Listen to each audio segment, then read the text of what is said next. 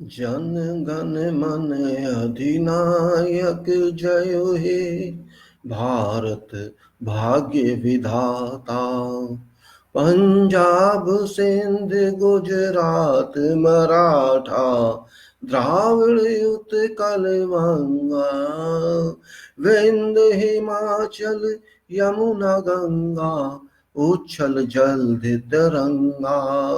तब शुभ नामे जागे तब शुभ आशीष मांगे गाहे तब जयो गाथा। जन गण मंगल दायक जयो हे भारत भाग्य विधाता। जयो हे जयो हे जयो हे जयो जयो जयो जयो हे। जय भारत, वंदे मातरम, जय संविधान। Suraj Singh, Faridabad, India, Bharat, NCR. Back to you again on this day, 19th January 2020, in general talks regarding current affairs in our country that are evolving and certain relations to other countries. As usual, we say Bharat India, we people of this country, Bharat India, having solemnly resolved to constitute our nation, Bharat India, into a sovereign, socialist, secular, democratic republic to secure to its people justice, liberty, and equality, and to allow them to create fraternity, friendship, brotherhood, dignity of every individual, which was created on 26th November 1949 and fully commissioned on 26 January 1950, which we entitled as Republic Day of this country, which is great day and is also coming in 1 week. But we have to analyze its foundation, its past, what we have achieved for this. Just if you think we celebrate on 26 January, it's fine.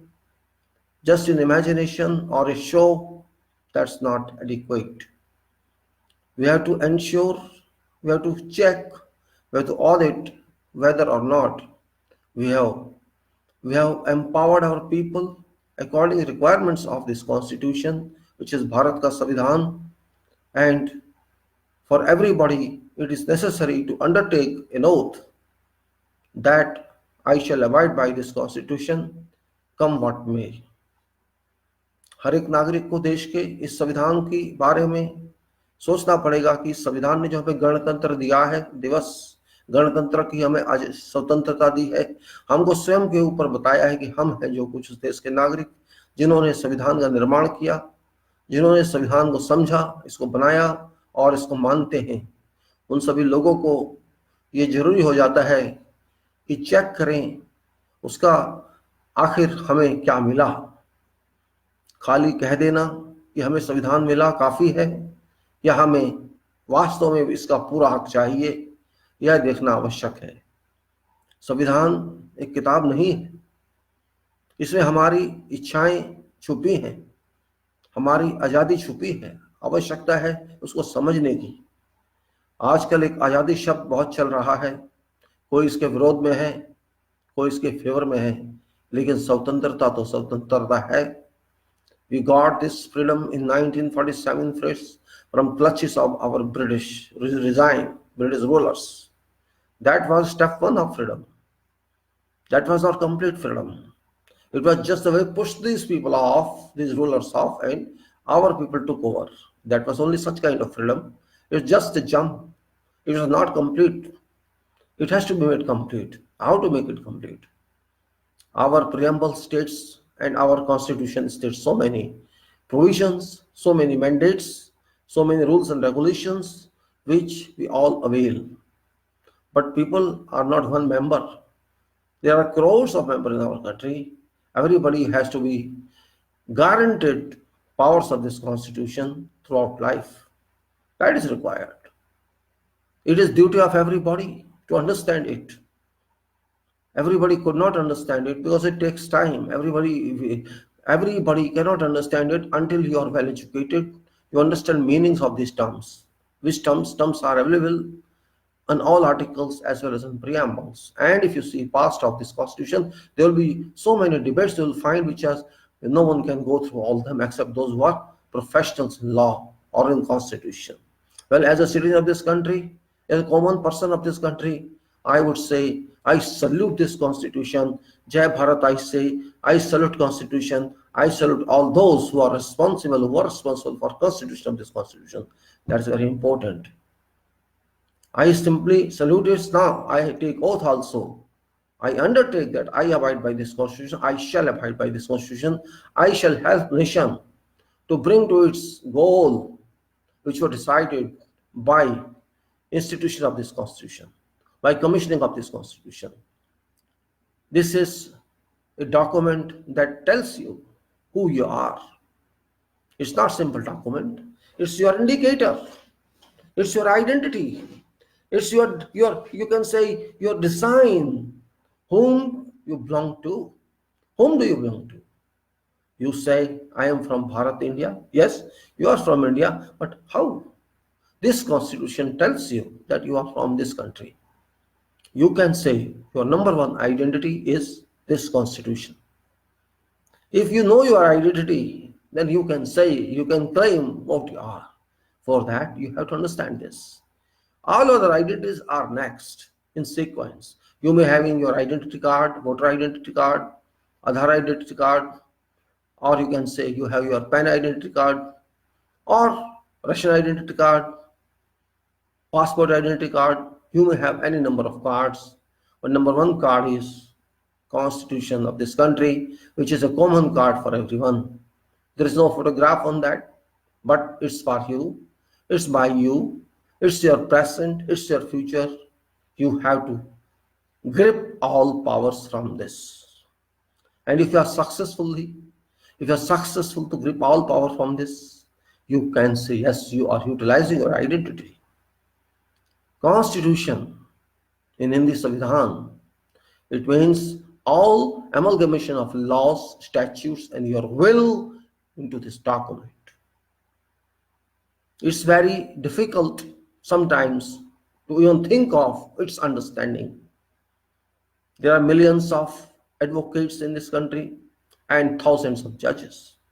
You cannot say that everybody of them understands it. Yes, they are educated one, they are competent one. They have qualified this document. Yet this document is deep enough that everybody has not gone into its full evaluation, development of its complete knowledge. It takes time because it applies to your life. What happens in your life is also related to laws and constitution. There are thousands of activities that happen in your life. You cannot simply take them for granted. Directly or indirectly, it applies on your activities. Of course, there are certain activities which are imaginary, natural activities, spiritual activities, soul activities, but physical activities are directly related to this constitution. What you have emotions for, what your sentiments require, what you require, all these are related to power of this document which everybody has got. Actually, what happened, we missed this understanding. We got understanding of our subjects. We studied in sciences and arts and all subjects. But the real understanding is from where every citizen gets power for daily life that comes from this. And this also branches out to hundreds and thousands of laws at central level as well as the state level. These laws apply unto you. You are maker of law. You are user of law. And your bodies on which laws are applied. This is very important to understand.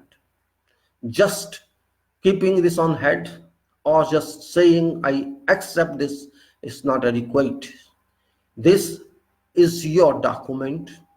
This is not a book only. Your book is only for 1 year in your studies. That can be for whatever study, medical study, engineering study, or general studies.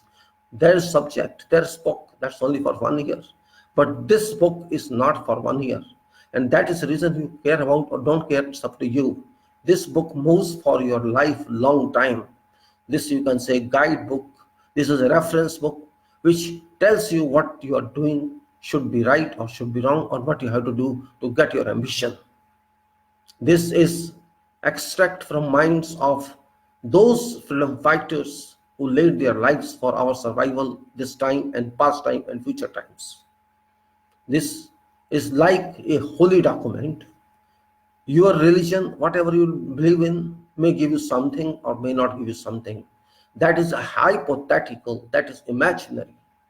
But this document gives you concrete requirement. This gives you what is right, what is reality in life. That this gives you, if you imagine that way, you may say, I'm just gossiping, I'm just wasting your time. No, it's not that. Analysis, do you understand what is analysis? Do you understand what is synthesis? Do you understand what is meaning of problem and what's meaning of solution? If you have to understand all these questions, you have to spend some time. Analysis, what is analysis? You will face some problems in your life, whatever problems, but you don't understand how to solve it. It is because you are not understanding problem. You are feeling problem, you know there is a problem, but you don't know how to ensure how many problems exist in one problem. There may be hundreds of problems, no problem, or there will be no problem within problem. You have to understand what is there, what is leg of problem, what is foot of problem, what is hands of problem. That's what you have to see. If you understand those, that's called analysis. Just like spare parts we have, body we have different parts of body. Same way we have to see how to have different understanding, different study of every problem. So is our life. We have many problems in life. Some are personal problems, some are private problems, some are public problems. Those problems which relate to others are very, you can say, jumping one in your life, impact your life. So if you don't understand these, you will be impacted upon. If you don't understand your rights, your privileges, your duties, you cannot do anything. You act like a duffer man. Do you want to be duffer, mindless person? Or you want to challenge others who loot you or rob you? You have to decide. If you allow someone to rob you and you have no problem, that's up to you. But your rights are your rights. You should be thankful to all those who prepared this document and delivered it to you. You should be grateful to those, whoever they were. No name, they were one author of this who allowed you authorship. Actually, you are author of this document. Somebody supported you to grant you power to be author. You are empowered with this, but you have to understand. Unfortunately, we missed many decades and did not understand this. We are very busy people. We were very busy. We are brilliant people. We are educated people, and we are, of course, not educated people. Even then, application you understand. Did you join any school to understand meaning of vote? You did not join any school. You are voting. Every time you vote, 14 elections, you have voted for Lok Sabha. Did someone tell you what's meaning of vote? Till now you don't know what's meaning of vote. Nobody told you, and they will never tell you, because nobody is interested in people. People are interested only in themselves. Leaders, they may be, scientists, they may be, engineers, whosoever are there in the whole spectrum of society, all startup people are only interested in their own ways, because you got something free of cost. This freedom, today's generation post 1947, did get this power of freedom without any expenditure, of body, expenditure of soul, and without a damage to body. We got something available, ready-made. And when you got something ready-made, you don't know who worked on that. And that's what is our state of understanding. Means we do not value something we have. If your father left some property for you, you shall not worry about that, because you did not do anything on that, but you will enjoy benefit of that. Same thing is here. Somebody did works for you, keeping existing circumstances in those days, and you don't even imagine those circumstances. But circumstances did exist. They struggled, they suffered, they lost their lives, their families, their futures, everything. For whom? For you, for me. Those who are living, those who are availing its benefits, they work for us. What did we give them in return? Did we give something to them? We give nothing to them except some abuse them, or some speak bad about them, and some speak good about that. We have no contribution, yet we damage something. We did not make this constitution, but we damage it. We insult it. We give nothing to those people who worked on this, but we transfer bad names. We name it, oh, they are bad, they were bad, they this, and they this. Because we do nothing, we can only do this much. Either appreciate or depreciate. We don't admire them, but we fire them. This is our culture. This is nonsense culture. This is defect in education. This is defect in our society. That we just abuse someone who did something for you. This is nature. Foolishness, I can say. Young generation must have understanding of what is given to them. If young can't understand that, how can you expect kids can understand? How can you expect those who are too old they can understand? They know it, but who listens to too old? Who listens to veterans and seniors? Young never listen to them. This is a problem. Every young thinks that I am intelligent. Old man is foolish. He is Satyagaya. He is staying near death. Why does he poke his nose into our affairs? This is general understanding. This is society. Common sense fails because young are too intelligent. That's the problem. It's not criticism for young, but this fact of life is experienced from them. Many people call me Satyagaya. Yes, thank you very much. Many people call me go and die. Thank you very much. That is what you can think for me, not more than that. Because you don't care for this country, you don't care for yourself, you just want to survive with luxury. You want to have comfort in life. But you forget whatever comfort you are having, this is not natural, this is artificial. Somebody gave you this country, that's why you're enjoying. Today you are free to have this country, to move all around country. You have freedom to earn, you have freedom to education, you have freedom to everything. Who is responsible for that? Who granted to you this? You think you automatically got it? No. This is constitution of this country that allowed you this. This is constitution of country that allowed you life, allowed you right to life, right to everything. That point you must understand. Politicians did not give you this right. Society did not give you this right. Constitution of this country gave you this right. British could not give you this right. Mughals could not give you this right. Constitution of this country gave you this right because they were your forefathers. They were worried about you. They didn't know you, even then they worried about you. They did service like God. On behalf of God, they give you this service. Don't you realize that? They were actually God's representative for you at this stage. They had taken nothing back from this. They got no benefit out of that. They worked for many years for you just to create this document without any interest, without any payment, without any personal benefit. They worked for you and you abuse them. You speak bad about them. It happens because you are not good people. If those who are good, who never speak like this. Somebody wants to throw this constitution off because they don't like it. Okay, you don't like it, but there are people who like it. It's not country of one man, one person. It's country of all. Those who don't like it, no problem, and those who like it, also good for them. Question is, those who did nothing for this country, they speak bad about constitution. They speak bad about those people who struggled in this country for freedom 70 years back. They speak bad about them. For themselves, they did nothing. And I'm sure, and you are sure, those who do nothing, they speak bad about others who do something. This is natural because there is a jealousy in everybody. That jealousy does not allow that person to think, oh, this man is getting this position and I'm jealous. That's why I say this person is useless. This person does no job. And you know nothing, but you say this person doesn't know job. That's what's happening every way. This is a human weakness. Everybody cannot win over this. This is, you can say, kind of philosophical thinking. You have to respect who has done work for you, but you will not respect that because your culture, your thinking, your mentality, you can say, society and your own self doesn't allow that. So you should say, constitution is yours, you accept it or you reject it. It is yours. It's for you, it applies on you. You must understand this. You may be a citizen, ordinary citizen, or you may be a citizen at top level. All have to understand this. And you should have knowledge. You must be aware that even President of India takes its oath.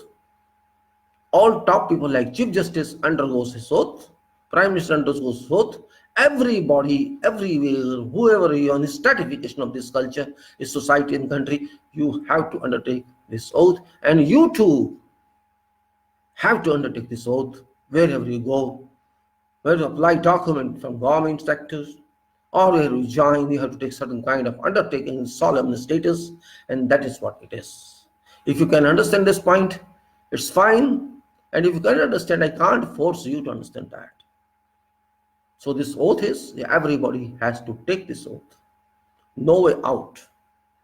Yes, you may be in politics, you may be in profession, you may be in ordinary way, you may be a businessman or a shopkeeper or a tradesman or a worker. Wherever you are covered under ambit of Constitution of this country, Bharat ka Samvidhan, which is a binding document. You cannot discard it. Even if you discard it, it's only exclusive for you. You may think that I'm discarding it, but when something happens against you, when you are arrested or something wrong you have done in society, you will understand where you are. Law will teach you lesson. Shall teach you lesson certainly. So be careful. Do not insult. Sometimes you insult, I know. And also those people who are well educated or partly educated, they do not understand meaning of anything. They just write anything, they speak anything. Okay, no problem. Big country, big people, big minds. You have right. Nobody catches you. But time shall teach you. Time shall teach you. You shall learn it very well. This happens. When people don't want to learn, time teaches them. So you are also one of those people who don't want to learn something. After all, learning has no end. You may be graduate, you may be postgraduate, you may be doctor, you may be professional, you may be engineer, doctor, whatever you are. It is your first duty, whenever you are free from your other liabilities, that you at least try to know it. If you don't know it, you will suffer. You go to some country, you go to USA, you go to England, you go to wherever you go. Law applies here directly as you enter that country. You cannot enter that country without abdication law. So you come under a middle law of that country. So this country is, you have to obey law of this country. And it's not that you don't obey, you have to obey. Police will teach you how to obey. Society shall teach you how to obey when you are in trouble. Because you have never seen trouble. That's why you speak that way. Well, life shall teach you. I don't mind that. You can accept this, you cannot accept it. But I accept this. As a citizen of this country, I have a pride that I am citizen of this country, great Bharat, India, where my soul lies, where my mind lies, my body lies. I am serving this earth through this country, Bharat, India. I am not serving this country only. I am serving whole world, whole humanity, whole universe. This way you have to think. And if you don't think this way, you miss something yourself. Everything cannot be measured in terms of money. Everything cannot be measured in terms of power. God simply says, do whatever you want to do in my name. This is simple religion. Means it's not named religion, I'm telling. It's simple thinking. Whatever you work in name of humanity as well as in name of universe, God. So if you do something and you expect money, then you are in wrong track. Everything cannot give you money. It gives you satisfaction. It gives you curiosity. It gives you more power. You have to draw power. You have to use power. Power doesn't come on its own way until you recall it, until you invite it, until you involve to earn that. That's also earning. It's not simply wealth you earn or money you earn. You have to earn yourself first. You have to use this mind that is with you. This mind is not only for this country, this is for all universe. So you serve that. You may be in whatever position. You may be enjoying some power out of constitution or out of laws by virtue of your having that position in government or elsewhere, in public way, public life. That power makes you drunk if you can't handle that power. You know what I'm talking of. If you are given power, some power which you can use against others who report to you or who are under your umbrella of your seat, that power can be used both ways. It can be used for welfare of people, welfare of society, and welfare of nation, or it can be used for abuse of all. It's up to you. Every position is a test of humanity. You are under test. It's up to you how to undergo answers, how to give answers, how to write answers. And if you think that this is your primitive power, this is your native power, then you certainly are wrong. No power is permanent because you are not permanent. This body is not permanent. You are here for some duration, set duration of contract signed between you and God, and that contract is life. That contract is the duration of life. You have to leave this earth one day, come what may. There's no way you can avoid that. Nobody can avoid that. You are traveling and you have to go, you have to leave this station soon. After 50 years, 20 years, 30 years, hundreds up to depending on your existing life. How old are you? So no power is permanent. If somebody thinks I can beat these people, I can teach these people a lesson, in that case, that person who thinks so, I can teach these people a lesson, must first of all learn a lesson. Yes, you can use power against them. You can beat them through police. You can hack them. You can blind them. You can do whatever you want. But don't forget, you have to repay. Not on this earth. You have to repay sometime. You will be liable. You have to be liable. Because this is because of your order. You tortured others without any of their mistake, any default of these people, without any offense committed by them. You are annoying them. You are beating them. You are ordering as such. So this is your crime. This is going to be a record on your book of life activities. Certainly it would be.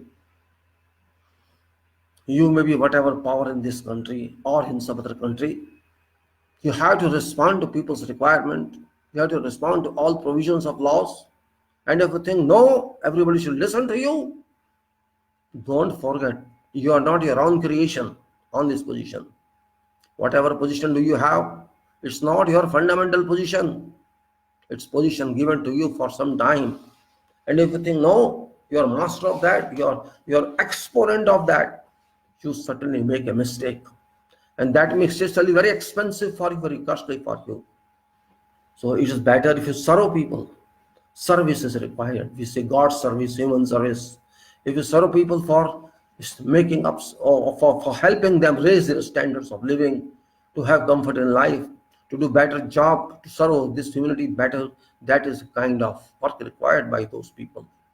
If those people act as if they are drunk, there's no answer to that. You know, pride never helps you. Pride never helps you. It helps none in this world. Pride is you can say poison. It's type of poison.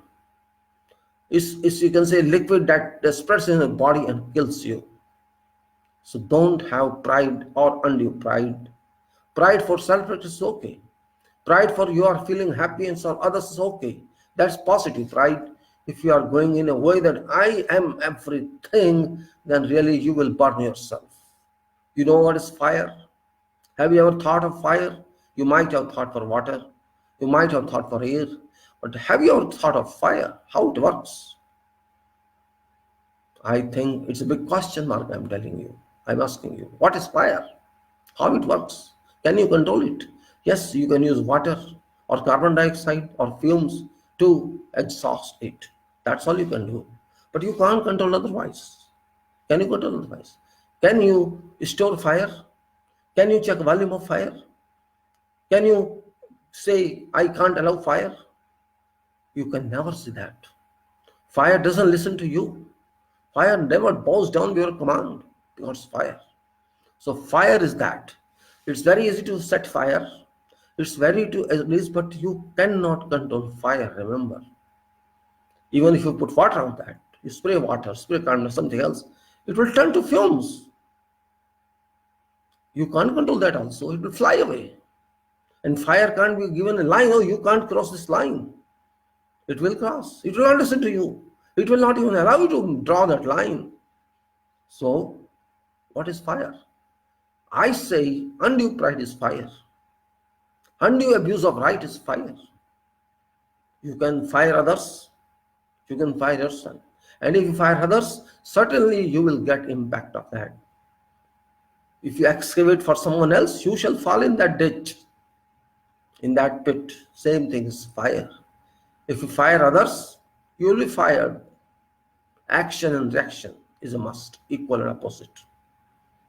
You don't think for firing others, think for cooling others. Think for thinking for them. Think for thinking for them. If you are a leader of a country or of a company or an organization or whoever, it's your duty to handle people working for you, reporting to you as if you are their elder brother or you are their parent. If you don't do that, you will be failure, not they.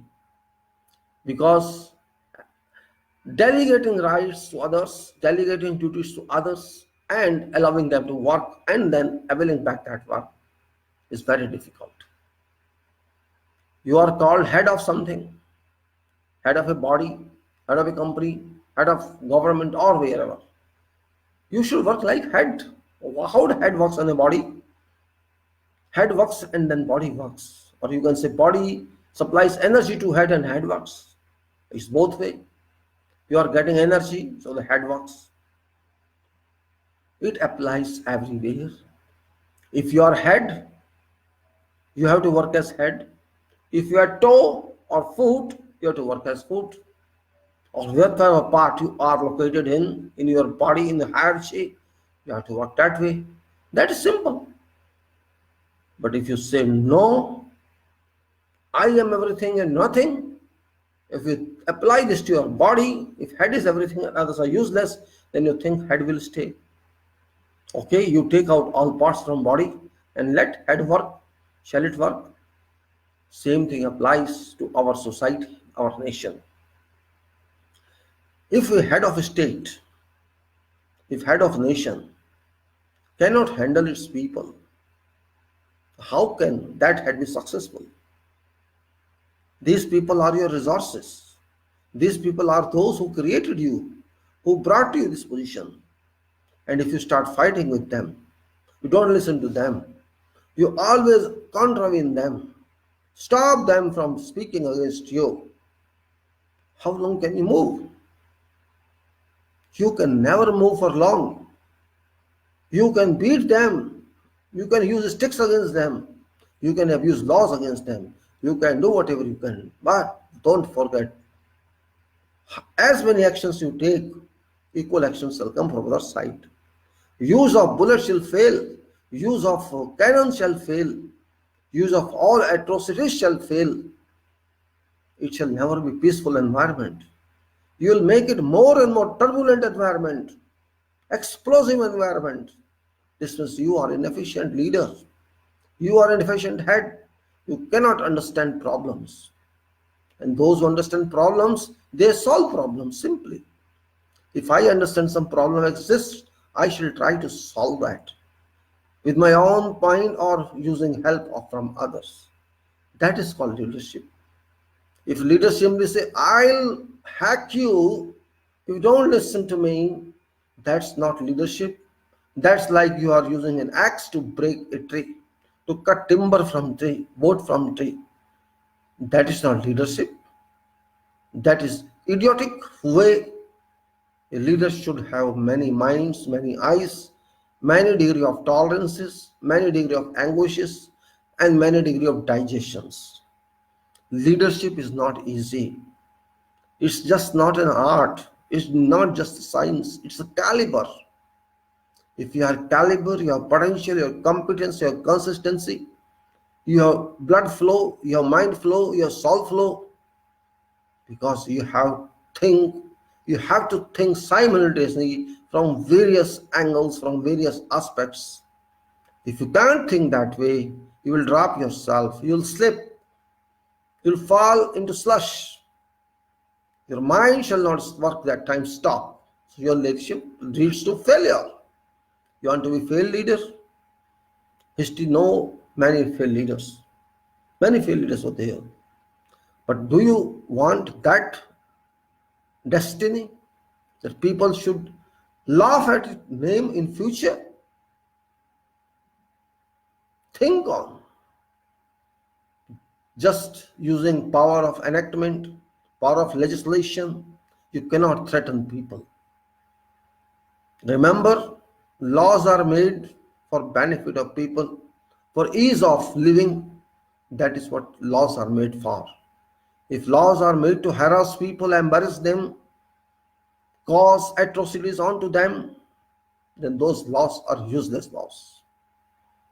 You have no authority to cause harm to those people based on whose powers you are here in this position. In our constitution, people are powerful. Society is powerful. It's people of this country who are powerful, not leaders of this country. They are powerful, but lesser than people. Every institution is powerful, but delegated powerful. Delegated authority.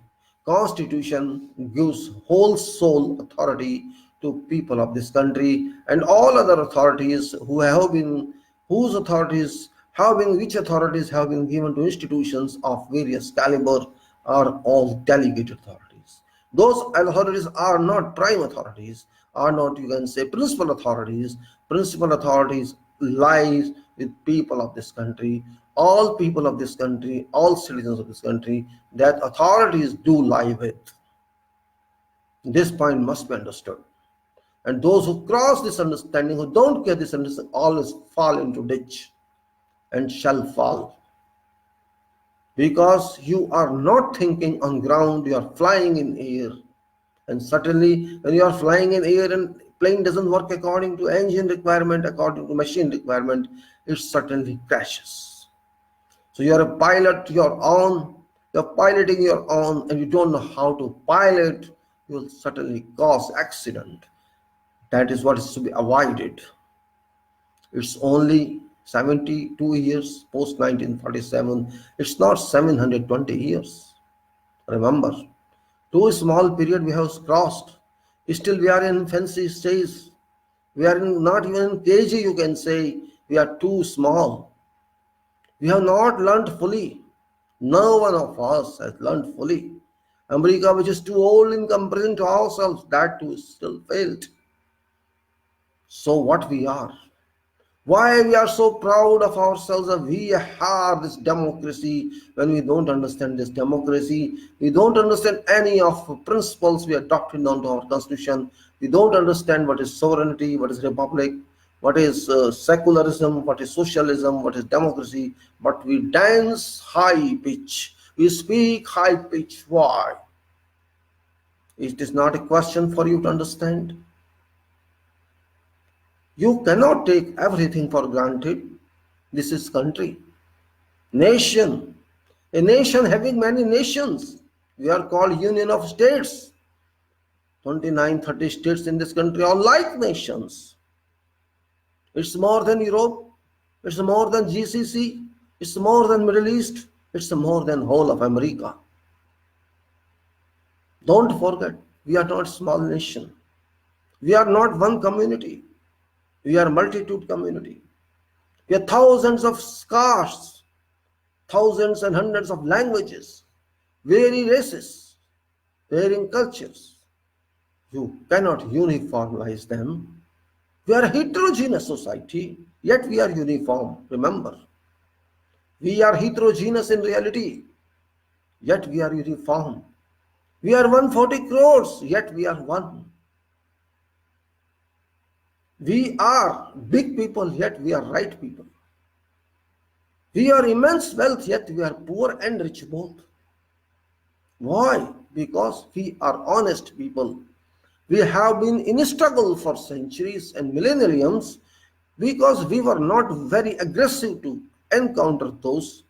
We had a smooth soul, a smooth mind, honest people, sincere people, respecting others who used to introduce us. Even those who introduced us, who invaded us, we respected them, we honored them.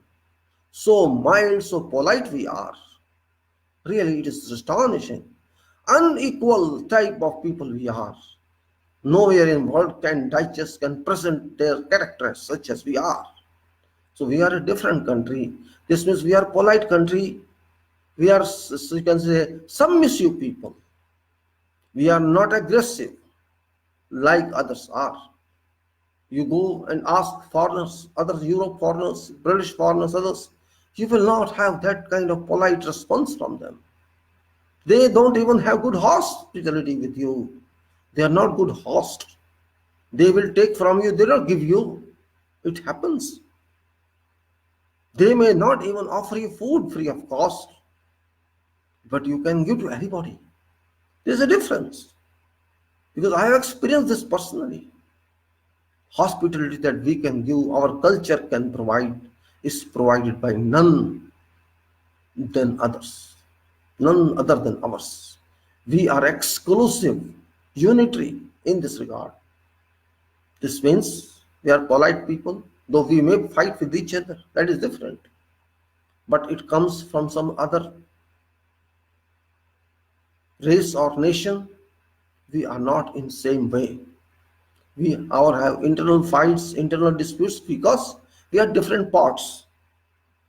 Yet we are integrated, united, and that developed power of integrity cannot be broken, cannot be deassembled. That chain is very important, and that chain key lies with constitution of this country. So our constitution is key and lock of this nation. It's a big key. It's not simply like Palestine has key to return to power. We have different type of key which is invisible, which is a written key and powerful key. If you want to lose this key and lock, you shall lose your nation. You will lose this integrity and unity that we achieved in last 72 years. This is a powerful management, powerful game, and those who are interested to destroy those are enemies of this nation. There are people, there are organizations who have been acting against this lock and key, and those must be thrashed should we have to save ourselves. And saving ourselves is our responsibility. It's not a responsibility of someone else. It's a responsibility of our every citizen. First citizen is our youth, young. Second citizen is mature people, or then seniors and veterans. It's a sequence. Everybody is responsible. Certain are actively responsible, others are passively responsible, and certain people are just thinking they are responsible. But whatever may be the case, everybody has to join key and chain and lock and move forward. It may be hundreds or thousands we have to move. Of course, everybody shall not be there, but time moves, nation moves. We are fortunate to stay in this country of diversities, of various classes, various languages, various affections, various dressings, and various thoughts, but our destiny is same. Just like we follow any religion, destiny is God. No way out. You know God or don't know God, but power is there. You accept it, don't accept it, doesn't make a difference. Just like we say, you go any way, whatever way, your station is same. Same thing is here. You follow whatever. Same thing is here in this country. You act whatever way, you dress whatever way, but destiny is same. Bharat, India, Bharat is my destiny. I am physically in Bharat. I am mentally in Bharat, spiritually in Bharat. I have to maintain that. I have to make Bharat up standards, upgraded only, not downgraded. And those who work against it, of course, we can call them enemies, but we want to change them. We want to train them. We want to correct them. If we can. Mindset is different. You can have any mindset. You can support whomever you want to support. It doesn't make difference in this country. You can. Opinions are respected. Conducts are respected, but within limits. You can accept any leader. You can de-accept any leader. You can reject whom you want to reject. It will not cause any difference to constitution or to this country. Country shall move. And those who think that, oh, we will change it, then they are working against themselves, because they will fall from height of building, from parapet, and kill themselves, commit suicide. When all people accept something, if 2 or 3 persons don't like that, it doesn't mean they are successful. Let them reject that. They will reject themselves because they are coward. They are not strong. They fear themselves. That's why they do like this. If people accept something, nobody can reject that. In fact is that country respects constitution.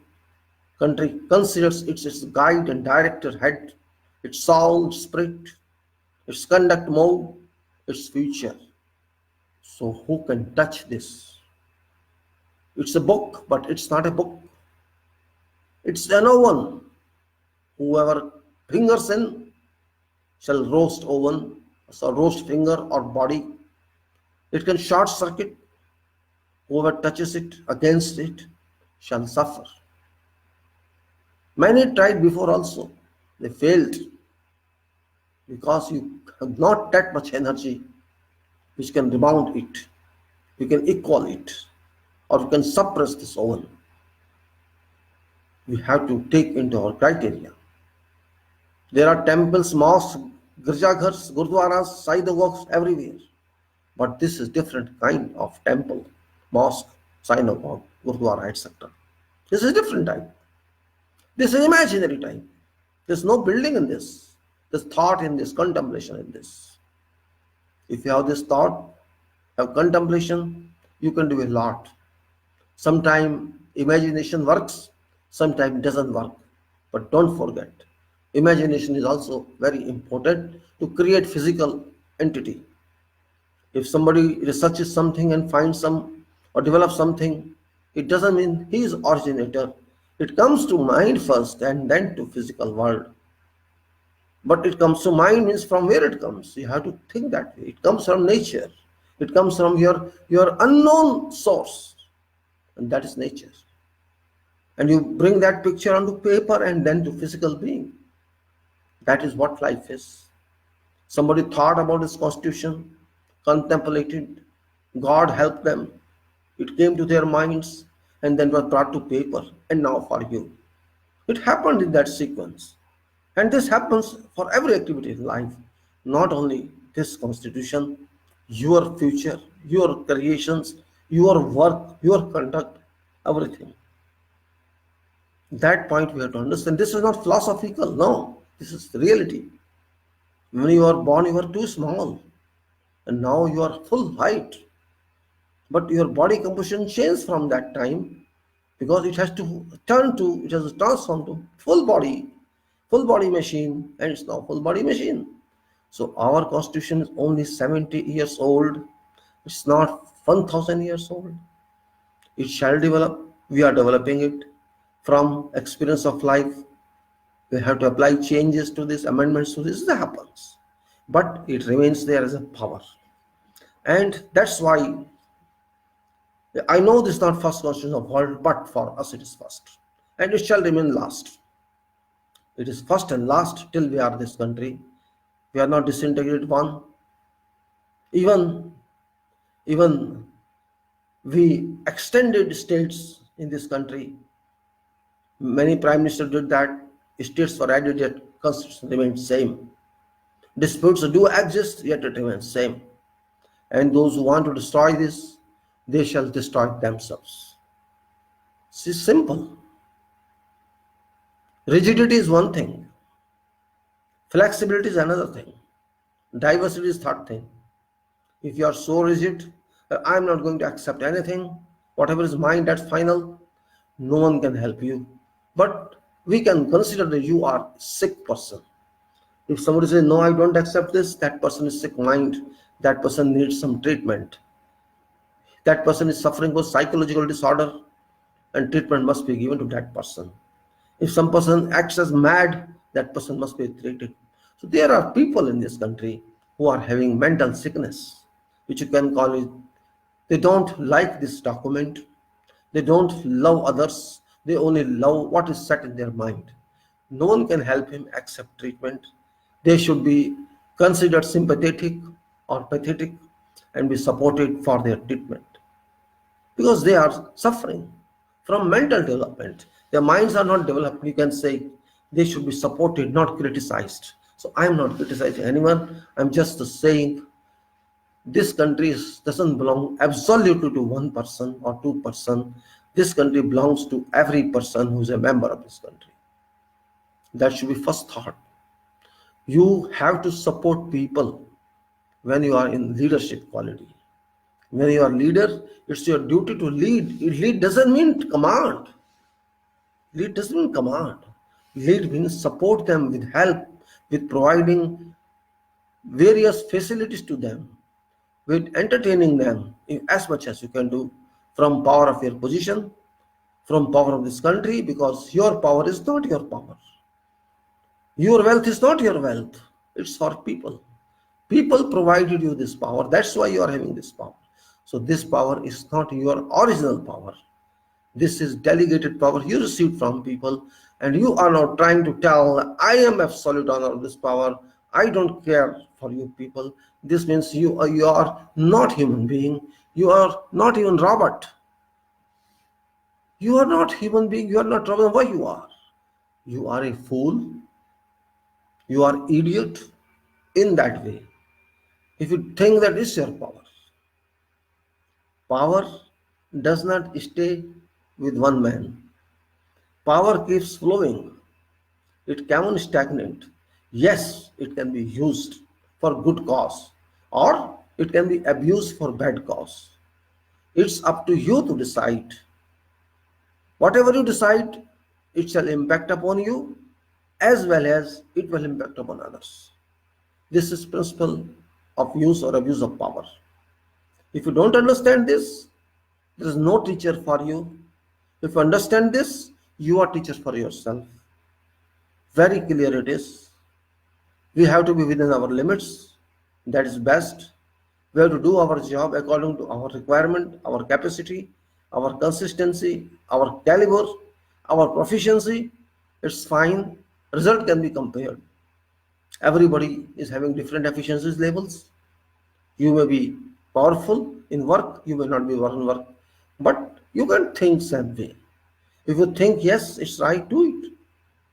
You may not be 100% proficient, okay, do as much as you can, because people trusted you. People trusted you to become their leader. You lead them, but you want to lead them or you want to damage them. It is your position, your decision. You have some fiction in your mind that you are everything. You have so much love for some powerful seat, you don't want even to surrender that seat, but you harm people. People of this country have got every right under Constitution, right of justice, right of liberty, right of equality. This is very clear. Everybody has got this right. So you are.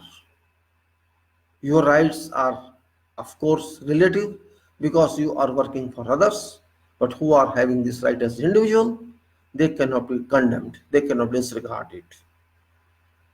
Citizens of this country are number one, then others. As citizen, I am original person in this country as citizen, because it is given to me by constitution of this country, and I have given to this country my constitution. Both ways are there. You are drawing rights from yourself, from this country, from constitution.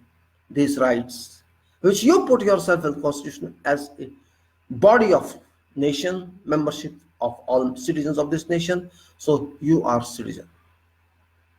If somebody says you are not citizen, that person, I think, needs treatment of mind, treatment of psychology. That person must be treated first. If you say you are not citizen, there's no answer to that question. Let him go to hospital for treatment. Better. It's interest of citizens as well as that person who is sick. So you cannot blame upon sick person because doctor shall work upon that person. Doctor shall take care of that person. So we should also excuse that person for this unrequired image, unrequired action on this part, which thinks I am everyone. Explanation of such type of discussion can be made to any length, but I will just say, think first. If our leaders are not having mind, then I think best response is to avoid such leader. But problem is, those people, those leaders come to these positions because of elections, because of majority winning, because of democracy. And that democracy, of course, we think, or I think, is somewhere defective. It's defective, and we have to reconstruct that, or set to right, we have to reinstate that. There are various institutions included and defined within ambit of this constitution. And there are people, of course, in highest and very responsible positions who, of course, sometimes deliver abusive judgments, which is not right way. Now, people are protesting, we know. People are protesting for something.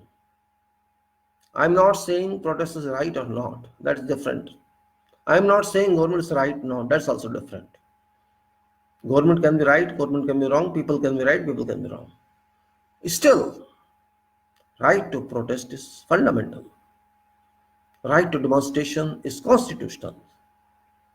They may be wrong. You may be wrong. Who has to decide? And even sometimes courts are wrong. Then who has to decide? If somebody talks of preambles and put in jail after that, what shall you say?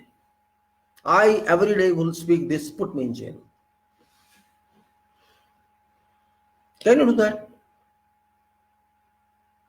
Is preamble a part of hate speech?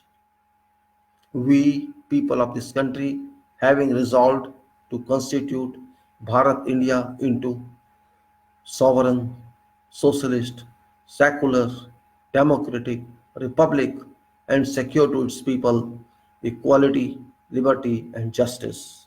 Does this part, does this content, does this parts of speech constitute a hate lecture? You think so? But police considers such. This means police doesn't work according to police manifesto, police duty, police description. They don't work. They just work to follow bosses who are in politics for them. Job of police is to comply with law, is to control law and order according to law. And police does not report to government in law. Never. Police is independent to save public from thieves, robbers, criminals. Police duty is to save property of people, private both, public property as well as private property. Police is responsible for maintaining law and order situation every day, every moment. But if police does not do that, police just causes harm to people, causes atrocities to people, undue atrocities, because of their political bosses. What should we say? Is that status of police right? Is that act of police right? That is never right. Police is for citizens. Citizens are not for police. If police doesn't support citizens, this means police is not working as police. It is working in different mode, and that mode cannot be accepted. Howsoever police officer they may be, howsoever big politicians they may be, they have to respond to people. People can be handled very easily, but I think current regime has failed in handling people. They do not understand how to handle people, how to handle society. This is where drawback lies, demerit lies. If our leaders cannot talk to people themselves or through someone, how can we call them leaders? What they are leading? If people come to roads, to streets, to speak something against government work, parliament work, what response government should give? Should they send police to them to beat them or to stop them from protesting or demonstrating? I cannot call it logical action. It's not logical action. You just intend to suppress people for what? Should they not come against you and speak against you? If you say that, then you are a failure, not people. If leader cannot know what problem is, or despite knowing problem doesn't act according to solve that problem, that leader cannot be called a leader. I should not name something else, but that person is a negative leader. A leader who doesn't know how to lead. He doesn't support self as well as doesn't support government. And this is harm to nation. This is damage to nation. How, if you beat one, you think job is over? Second man comes, then you beat second man, third man comes, and so forth and so forth and so on and so forth. This chain continues roping in, and you cannot find end to that chain. So what shall you do? You bring a law to suppress them. That's what you're doing. But if that fails, then what do you do? If you bring a law which is powerful but not really applicable at this moment, because there is no invasion to this country, no foreign power has come. It is people of this country who own this country. They want to talk to you for whatever, right or wrong, and you run away from that talk. What sort of leader you are? Means you cannot stick to one formula. Whatever we have done is done. That is not leadership. That is rigidity. That is foolishness. Maybe in your mind you are okay, but don't forget, you are not working for you alone. You are not working for yourself. You are not working for your position. You are not working for your party position. You are working for people of this country who do not have party. They are independent people. They are owners of this nation, and it is they who brought to you this position.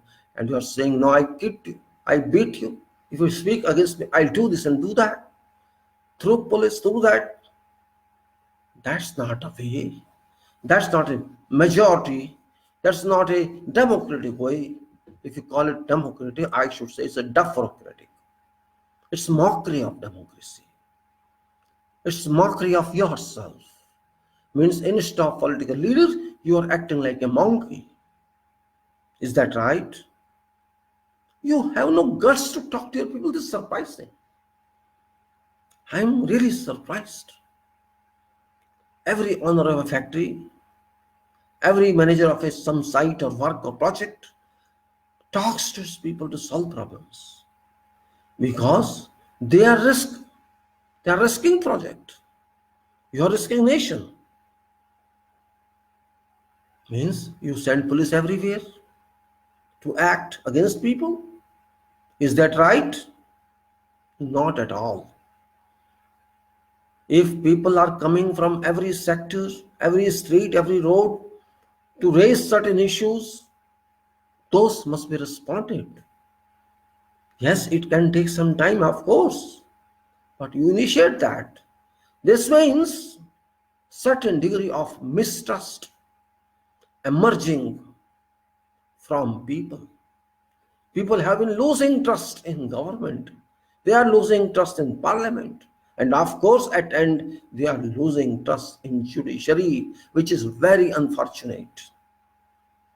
If judiciary is defected by people desert judiciary, where shall we go is unknown. Judiciary which is neither related to legislature nor related to executive, but related to people.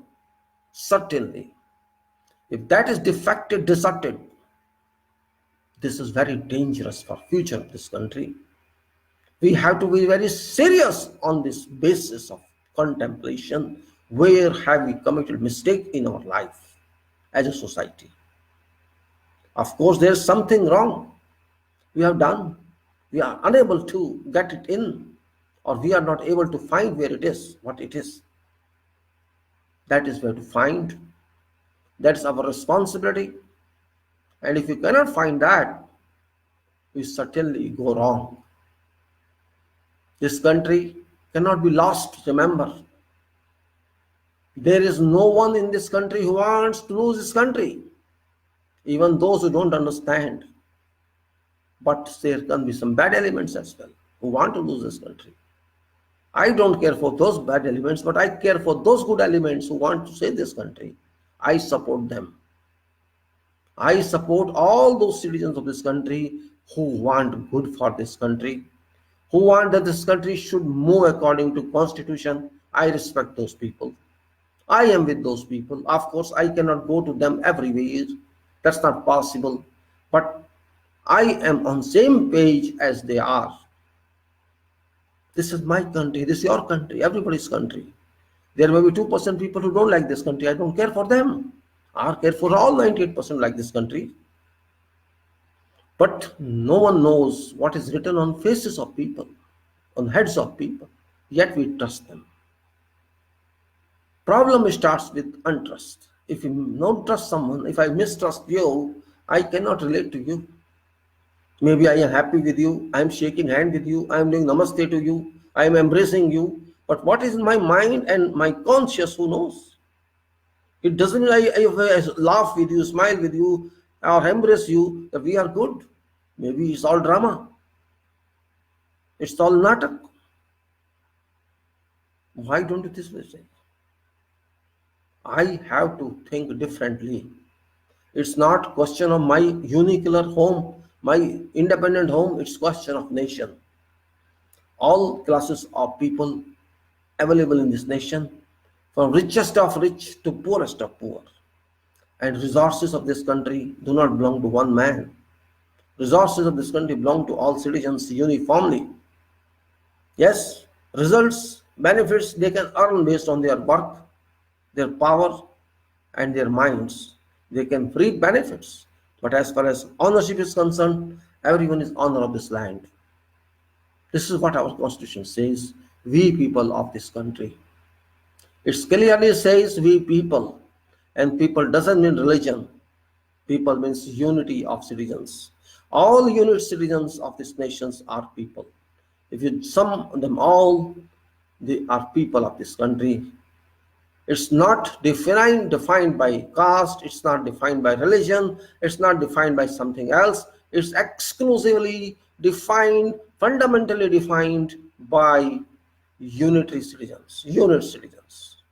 So I am citizen, you are citizen. And all citizens are author, maker, adopter, approver of this Constitution and this land. And if somebody comes and says something else, think that person has lost his mind. Simple. Everybody has voted to these leaders. All of us vote. Those who are authorized to vote according to age, all do vote. And those who are not authorized, they have sentiments for that. We elect our representatives and they are in power on our behalf, not originality. And after coming to offices of these positions, they start thinking differently. That is where problem lies. Again, I say that's problem. Constitution is no problem. Citizenship no problem. Problems are different. You install some leaders to plant them for some responsibility. And those leaders either forget those responsibilities or unable to chart out how to solve them. You know, if I get some job, difficult job, I don't understand, it's my duty to solve it, but I don't know how to solve it. Because I'm not well competent or consistent. I don't understand the problem. What's my duty then? I to skip steps, sit down and sleep, or to think for that? First, my duty is to think for that and try to solve it. And try to solve this, we have to understand that problem or this question. I am able to do that. I do it fine. Okay, I can make mistake. Indeed, I attempt one, I attempt two, I attempt three, third time, fourth time, fifth time, as much as I can do. And if I am able to solve that, it's very good. I solve it. But if I'm not able to solve that, what should I do? It is my duty to discuss with someone else, to draw consistency, to talk to someone, to consult someone who knows more than what I know. And if I get that one, I'll solve it. Or I'll take a direction how to solve it. Both are same, and I solve this problem. That is called self-initiation of solution. I have to initiate myself.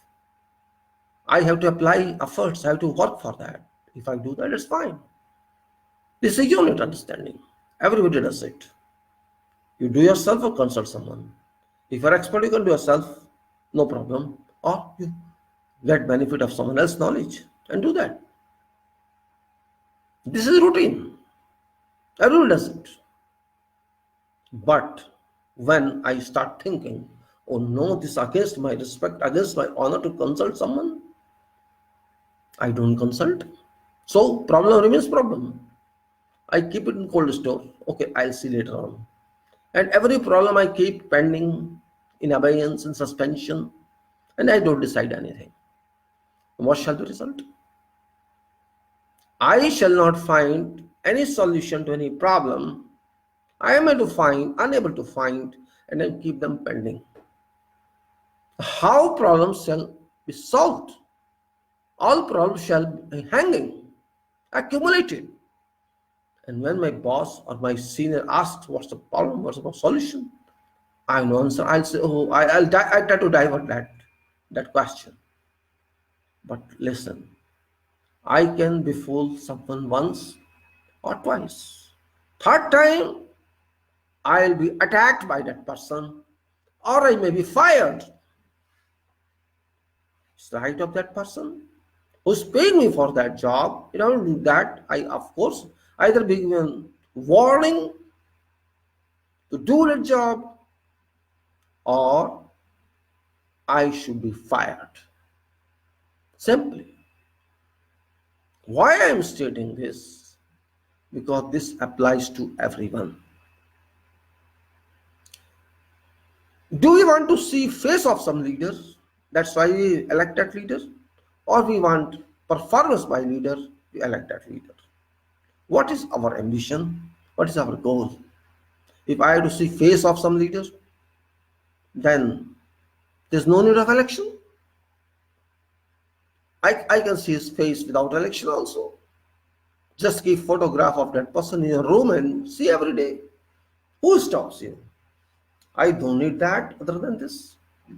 But do I elect them for work, good conduct, for solving problem, or let them sleep just like I sleep? This is nation.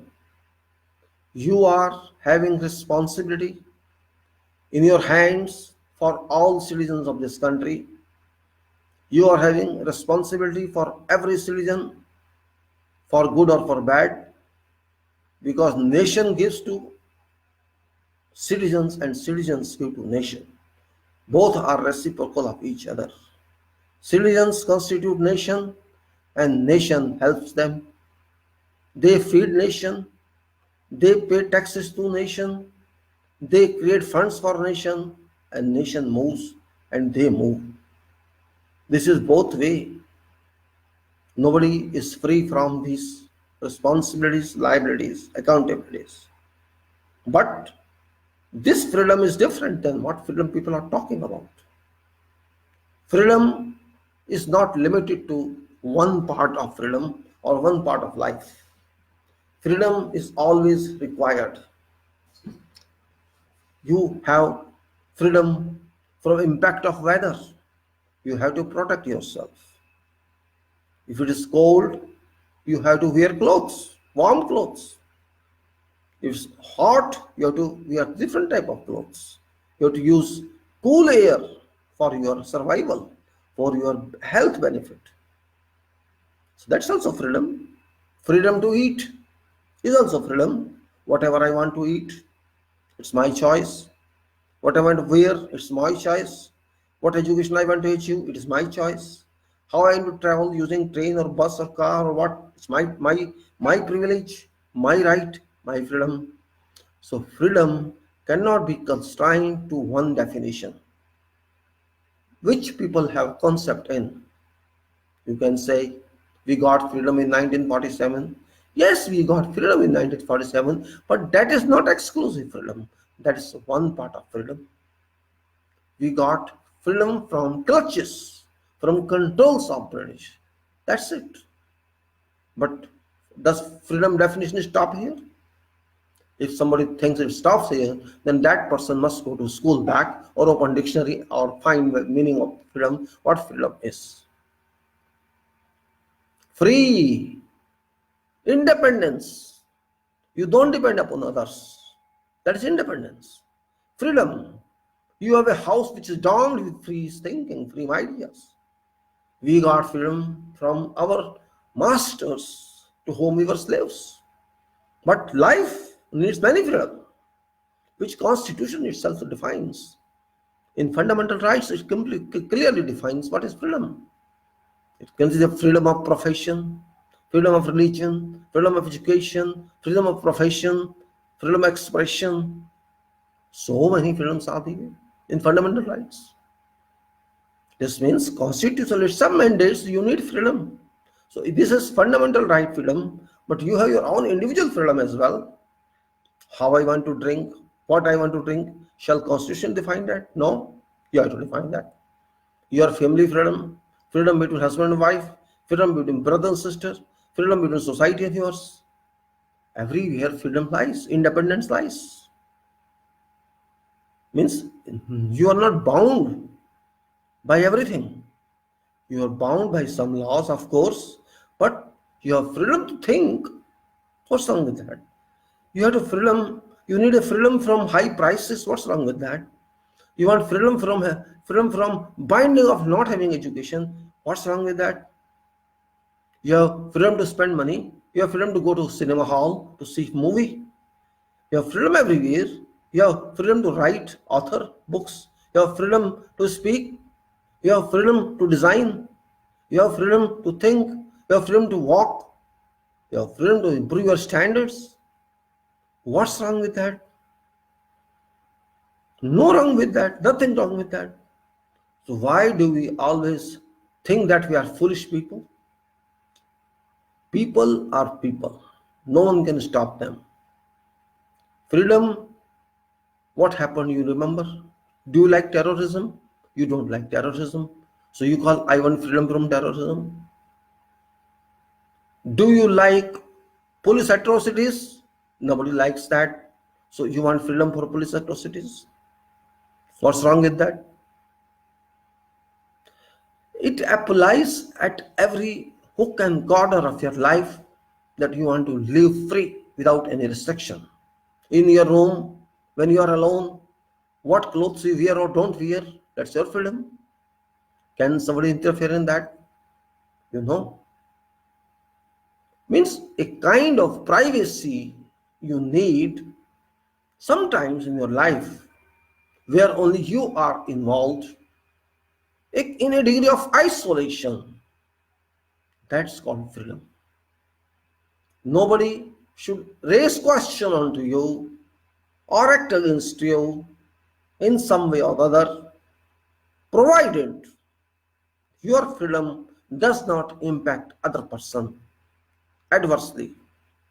That is called freedom. Of course, there are people who don't like it are available, but they have no understanding of freedom.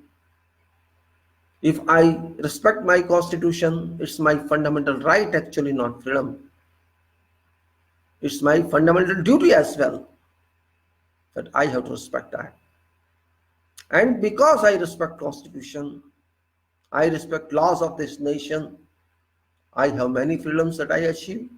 And I want to get more freedom that I need, which society has to give me.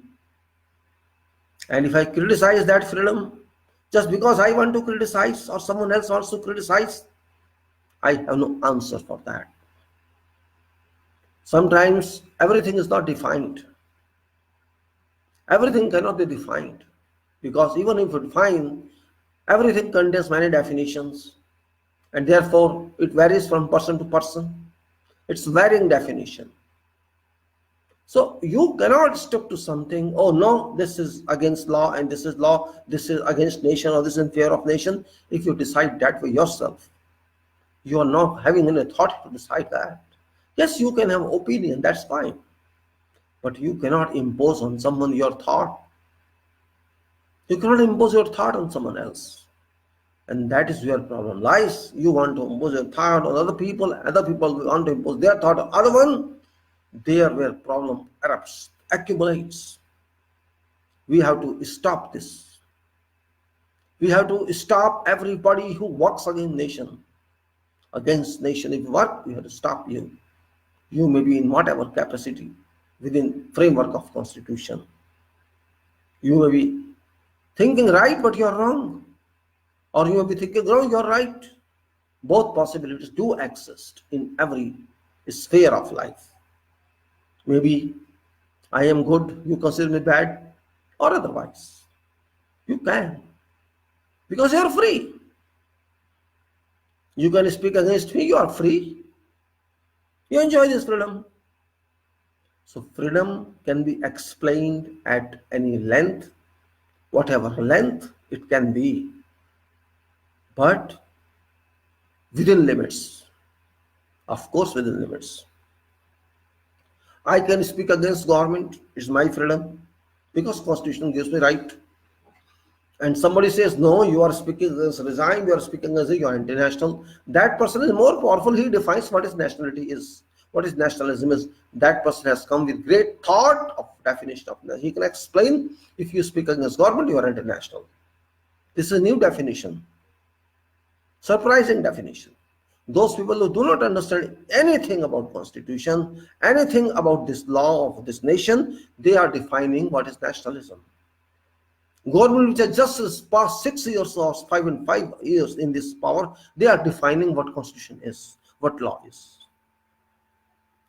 Certainly it is called dramatic, I can say. It's called joke on nation if you have to decide what is nationalism. Everybody is national who have allegiance to our constitution, who think for our nation, who work for our nation, dedicate for this nation, devote for this nation. Every citizen in that caliber, in that capacity is defined as national, who think for this nation, who can die for this nation. And those who don't understand this, they are actually not thinking for nation. I'm not calling them international, no. I would not call them international. But those are, of course, international who go oppose this nation. There are people, there are organizations who walked against freedom movement, who supported British in those days. Of course, they were international and they are international. But somebody speaks against me, I cannot call him international. I would call him innocent. I call him kid, child, because you cannot expect a child to know everything, to interpret everything rightly. So those people who speak against me or against someone who is national, those people need certain training. So I should say, I cannot attack on them, I cannot charge them, I have to teach them, I have to advise them. They should learn some chapter which they missed in their studies, or they never wanted to study that. So they are not international, they are misled people, they are having lack of understanding. So they will learn, no problem. Even if they don't learn, it doesn't make a difference to me, because such percentage of people is hardly 1 or 2 in 100. So 1 or 2% can be, unsound mind everywhere in life. I can say they are unsound mind, not international. So they need some feedback of knowledge into their brains so that they correct their virus. They can quarantine that. It's virus actually, nothing else. But these people, such class of people, are abused by leaders. That's the problem. Those people are submitting themselves to such leaders in turn of some money or whatever it is. I can't help it. They are. People are people. People are educated. I respect those people who have got whatever degree of education, school graduation, university graduation, or something else in professional way. I respect those people. They may be 25% to 50% in this country, certainly. Means a large mass of ours is articulated by mind. A large mass is educated professionally or art-wise, medically or art-wise or otherwise. They may be in entertainment, engineering, medical, health, construction, or wherever, industry or business. Those people are super asset of this nation, and those who are working physically in their arts, in their plant training, they are also assets for this country. Both are there. And those who know nothing for this country, I cannot specify their position, I cannot define that. Because they are also members, but they are weak members who do not contribute for development of this nation in all fields. Those people who are educated, they are of course assets of this country, but living assets. They are not dead assets. They are not articles. They are not goods. They are human beings.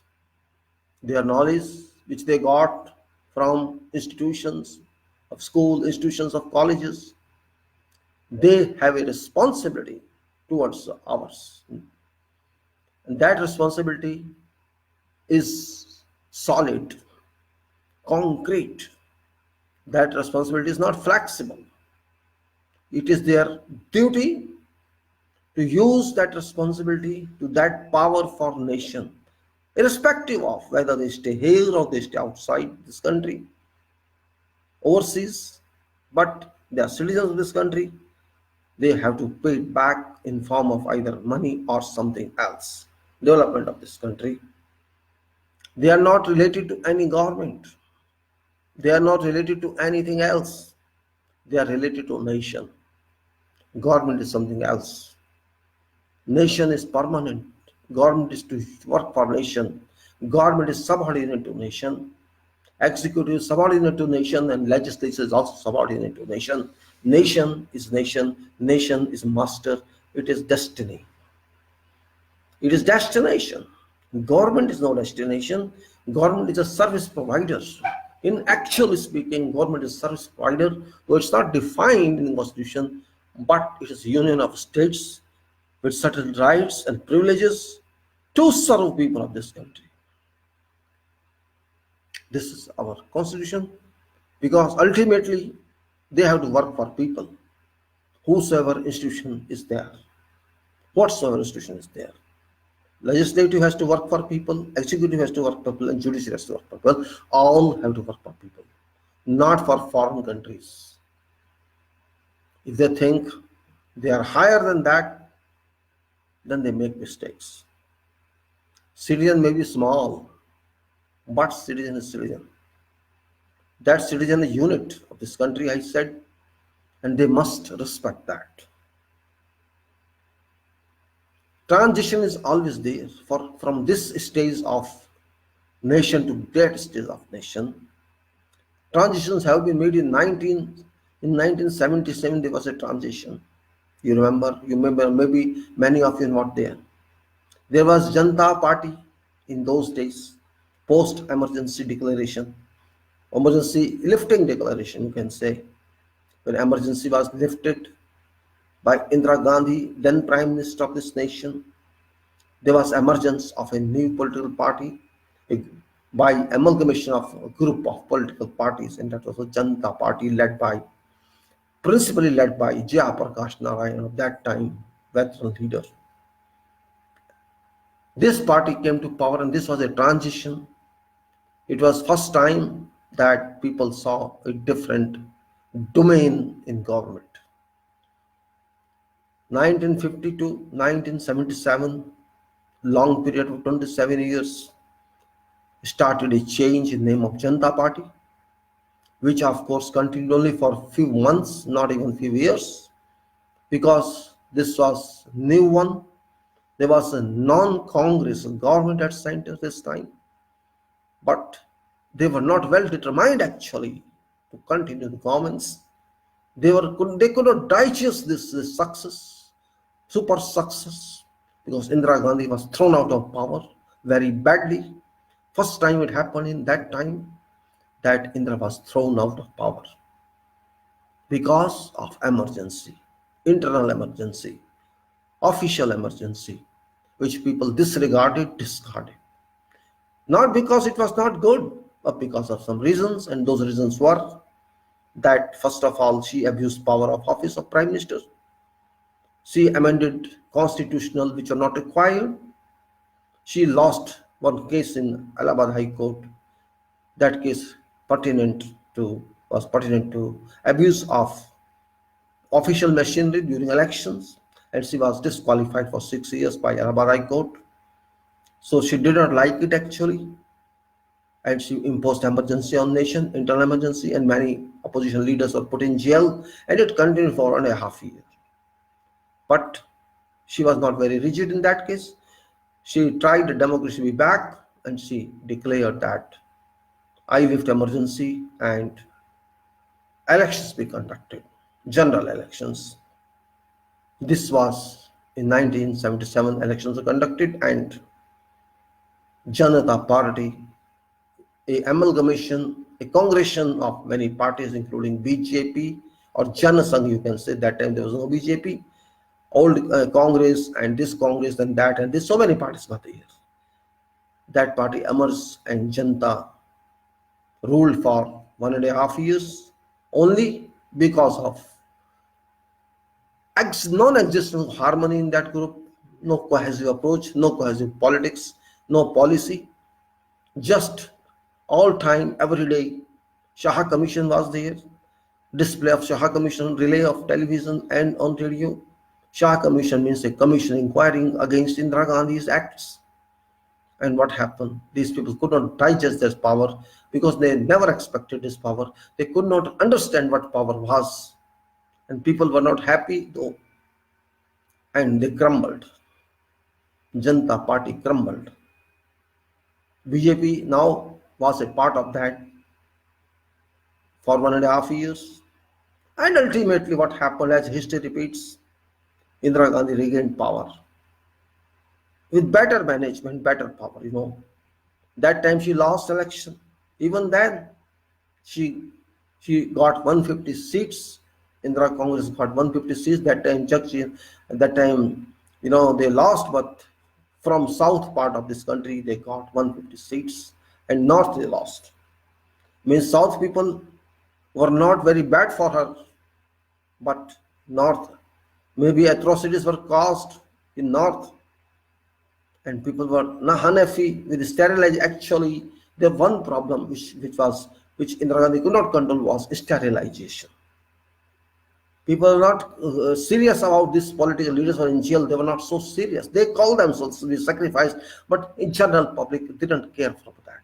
Let them be in jail, no problem, because everything was on control. Nation moved smoothly during emergency. Nation moved very smoothly, but only virus came from Sanjay Gandhi, who forced people for sterilization. Sterilization means nasbandi. Population control by oppression and suppression of people's choice. That was an only problem, which defected viruses, which defected rule of Indira Gandhi, and she lost due to that. Otherwise, people were happy with emergency. Only political parties were not happy because they were in jails. Otherwise, that history has gone now. People, of course, call she was bad, but as far as her acts are concerned, people respected her. Bank nationalization, 14 banks were nationalized in one go. Big banks. People stirred. Rich people were stricken. And this politics started. Banks were nationalized. This was opposed by Janasangh. Same Janasangh which is now BJP. These political people opposed bank nationalization without any reason. I don't understand why did they oppose that time. What they understood this, because they wanted privatization of banks, not nationalization of banks. Why they want, they never explained. They just opposed. But people understood this and people supported this. Those bank nationalized status extended its power to every poor of this country, and poor was benefited. This happened. You go and see what was done in those days. You can find these posts on internet. Those who were not born that time, maybe they are not knowing about that. But this was one of very dynamic acts she did, and people appreciated her. Another was abolition of titles of princes and nawabs, kings, abolition of titles and abolition of their privy purses. You know what is that? Privy purse. In 1947, when we were free from British, all states were different. Isolated states, unit states called princely states. 350 in our part of domain of, and maybe 200 or 150 in Pakistan part. We have to unite our one. This job government had to do. We have Prime Minister and Deputy Prime Ministers, and they combinedly with executive work of Deputy Prime Minister Patel Sahab, they did it according to law because it was required under India Independence Act 1947 that these princely states were at liberty to opt for whether to join this domain or to join that domain. Two domains, one was Bharat India domain and the other one is Pakistan domain. Both domain were undertaken as both constitutions, both nations in same act, India Independence Act 1947. Appointed date was 15th of August 47, and these princely states were required to join either of these two domains or remain independent. It was up to them. But direction was, because domain were two, not three, it was in everybody's interest to join together. And you should know that all these units, all these princely states were getting benefits. These kings and nawabs, they were taking taxes from people. Everybody was taxed. All areas were taxed. They were getting benefit of that. So what was happened? What was done? A royalty was paid to all these princely states heads, kings.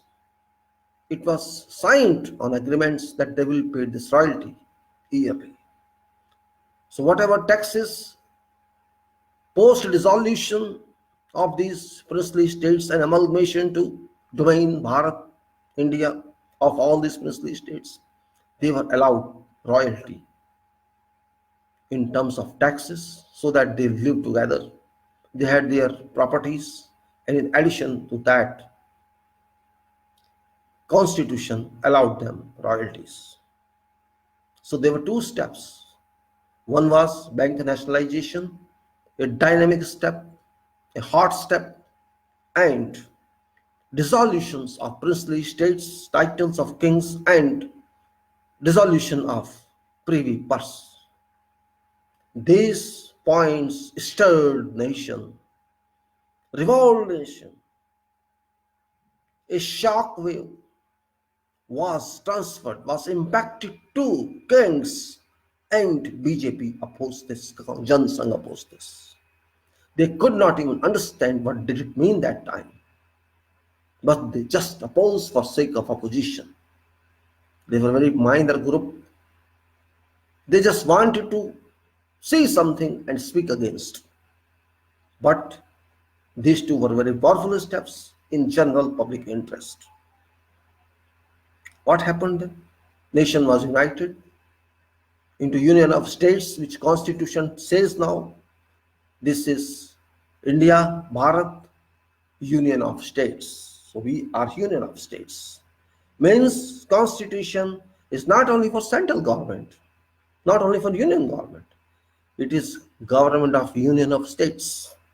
We are Union of States, not simply central government.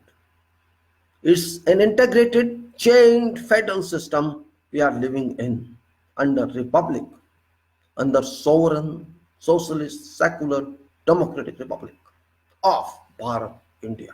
We are in. That is our real identity. And this must be understood by every citizen, that we are varying nations of unions, but one nation, one law, one constitution. Many states were added later on.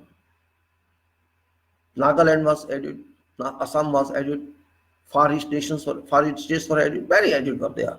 It continued. But constitution with certain variations remained same, and that's where we have brought it to 2020 now. Those people who lack some knowledge must understand what we are. Pakistan was a part of this country.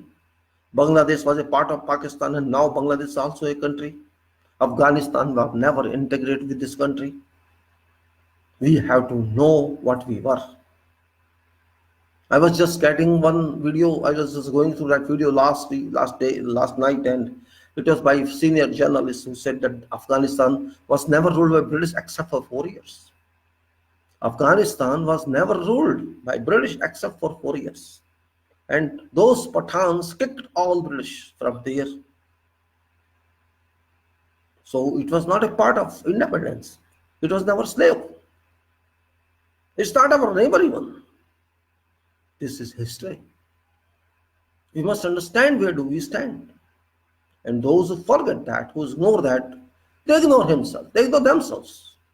And this is, of course, generation have to understand. Problem is, current generation is too dynamic actually. I should not say they are not dynamic. They are too dynamic. Means they fly in air without knowing where is landing and where is takeoff. They just remain airborne. Remaining airborne is good, but takeoff and landing is also required. Otherwise, you will be on air only. You will never see ground. If crash, then you fall in sea or on some strong rock. That's what I stress, particularly youth of Bharat, India, have to study something which they lacked, which they missed. That study is not part of syllabus, but part of life. Teachers do not teach that properly, and students do not learn that properly. But closure of study from university does not mean that your study stops. Actually, study starts once you leave university. Once you get your whatever certificate, that doesn't lock your study. Your study starts there because you have to study life. You have to see what life is, what society is, what world is. No, it is internet world. It's not a radio world or television world. This is a different world. It's very, very different world. But other world which has gone, youth don't know. First you have to know that world. What was post and what is mail? There's a difference. Email and physical post, both are different. Physical post dominated this world for centuries. But email has just started. There is a difference. But they understand only email, they don't know what's post. You have to know both. because post is post and email is email. This is very important unit to understand, basic to understand, that you have to depend upon both. Though post is not very important these days, yet you are posting on internet. That's also a post. You cannot post anything which is right or wrong. You have to think before posting. Of course, you cannot verify everything, yet your mind thinks something. You are wasting your energy sometimes without even understanding what you are doing. Therefore, it's your duty to understand your country, wherever you stay. You have to understand society. You don't believe what politicians say. Never believe that. Because they are, you can say, I should treat them illiterate actually. Sometimes they may be literate, but they act like illiterate. So I consider them illiterate. So when you are illiterate, why do you consider them? Why do you think for them? Election is something else. Victory is something else. But life is on top of that. If my life is affected adversely by politics, I have to check that. If I move smoothly, fine. No way out.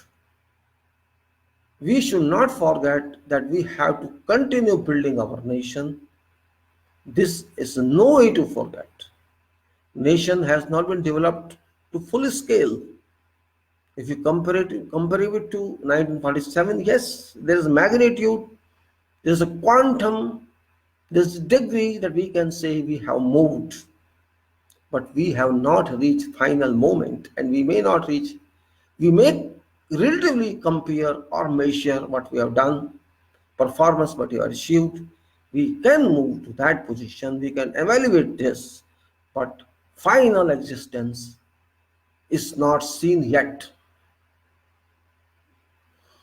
And it is responsibility of all generations who are now working or would work in future to continue on that path. We are very short-lived people. 100 years maximum, 90, 80, 70, 60, 50. So we cannot decide in full. We can decide only running stage. It's just like that.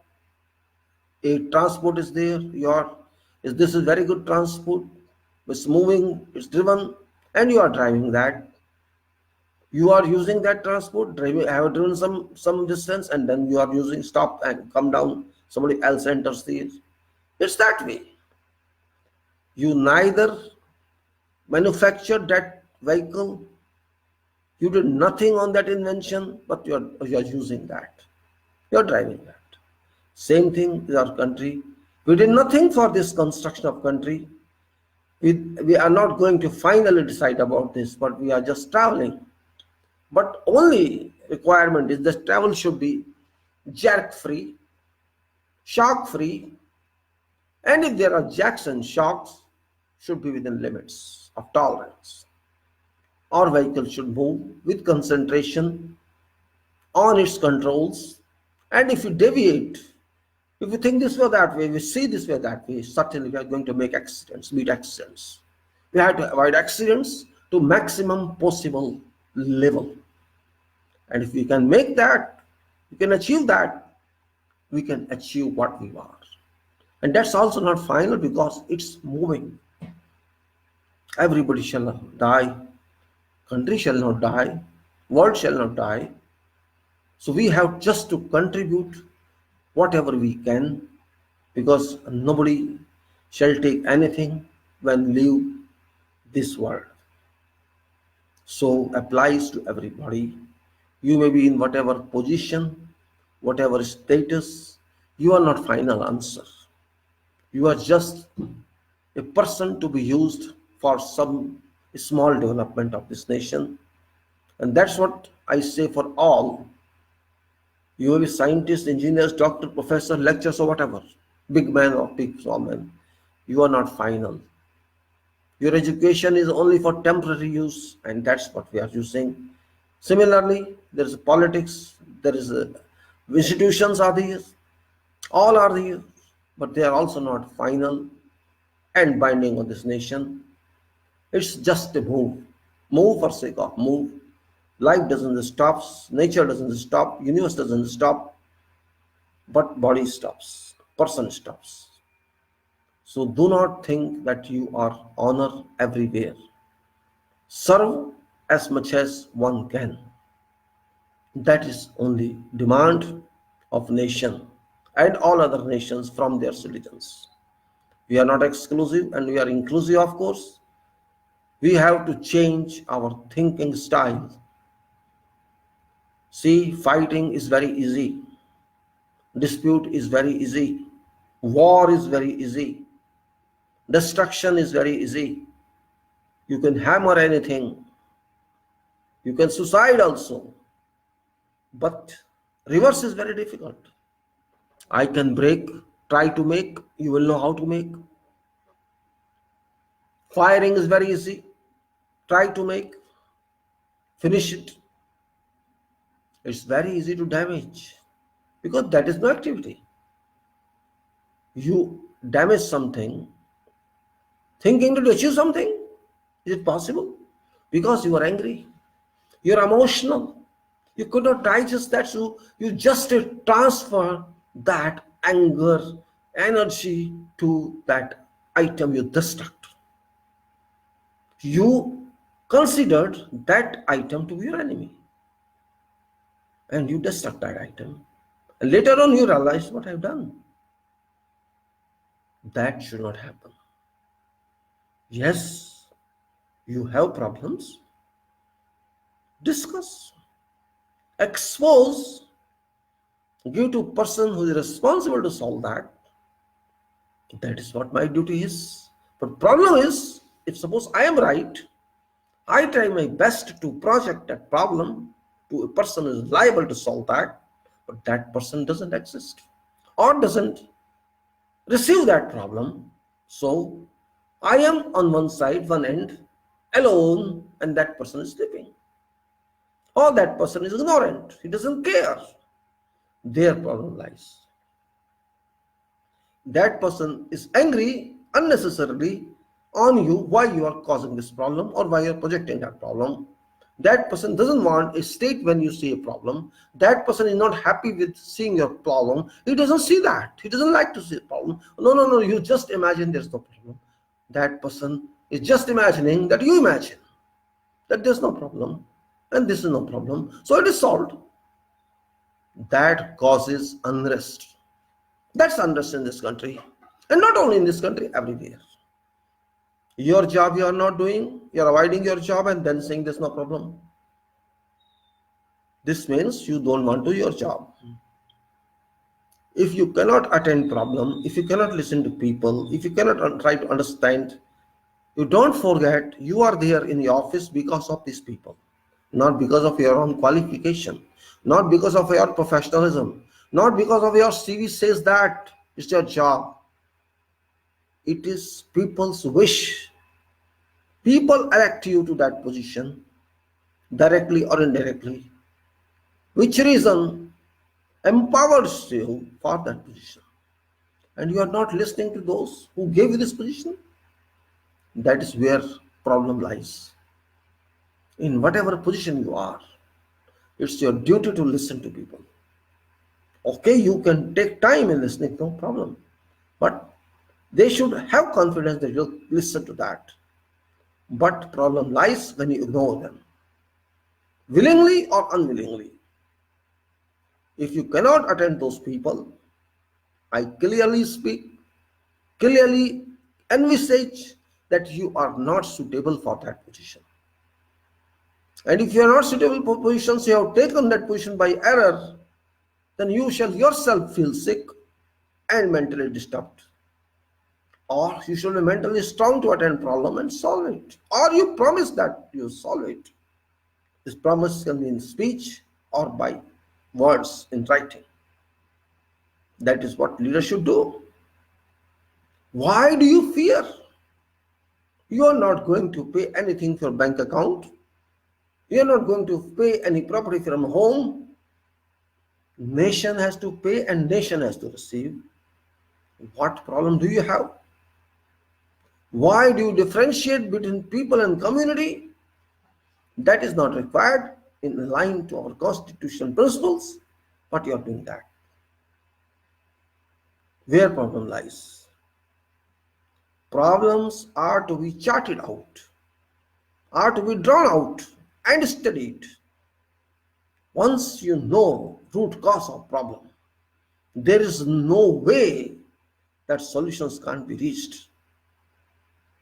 There can be solutions to one problem, many solutions, and you have to start to think which one is best, or you apply each and try it, just like doctors do. Without knowing which is best, they start trying on patients and do once, this second time, this third time, this, and treatment is done.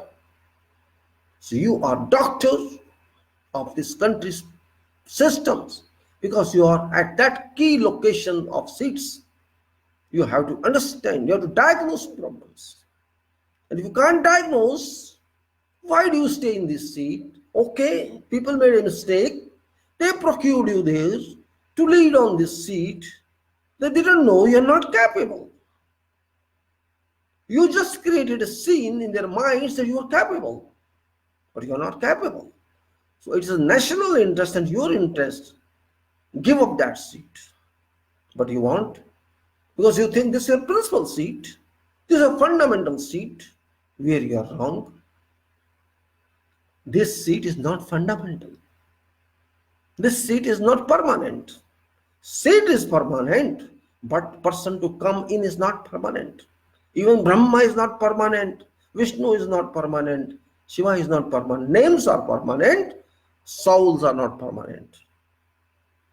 Remember, it is energy, it is power, it's mind that rules, not body. If people made a mistake, you correct that mistake or attend to problems. Just beating people, quashing them by laws, doing atrocities against them does not indicate that you are leaders. And mistakes are made by all. By all institutions of this country, mistakes are made. Nobody is isolated that way. I cannot say all make mistakes, so you do.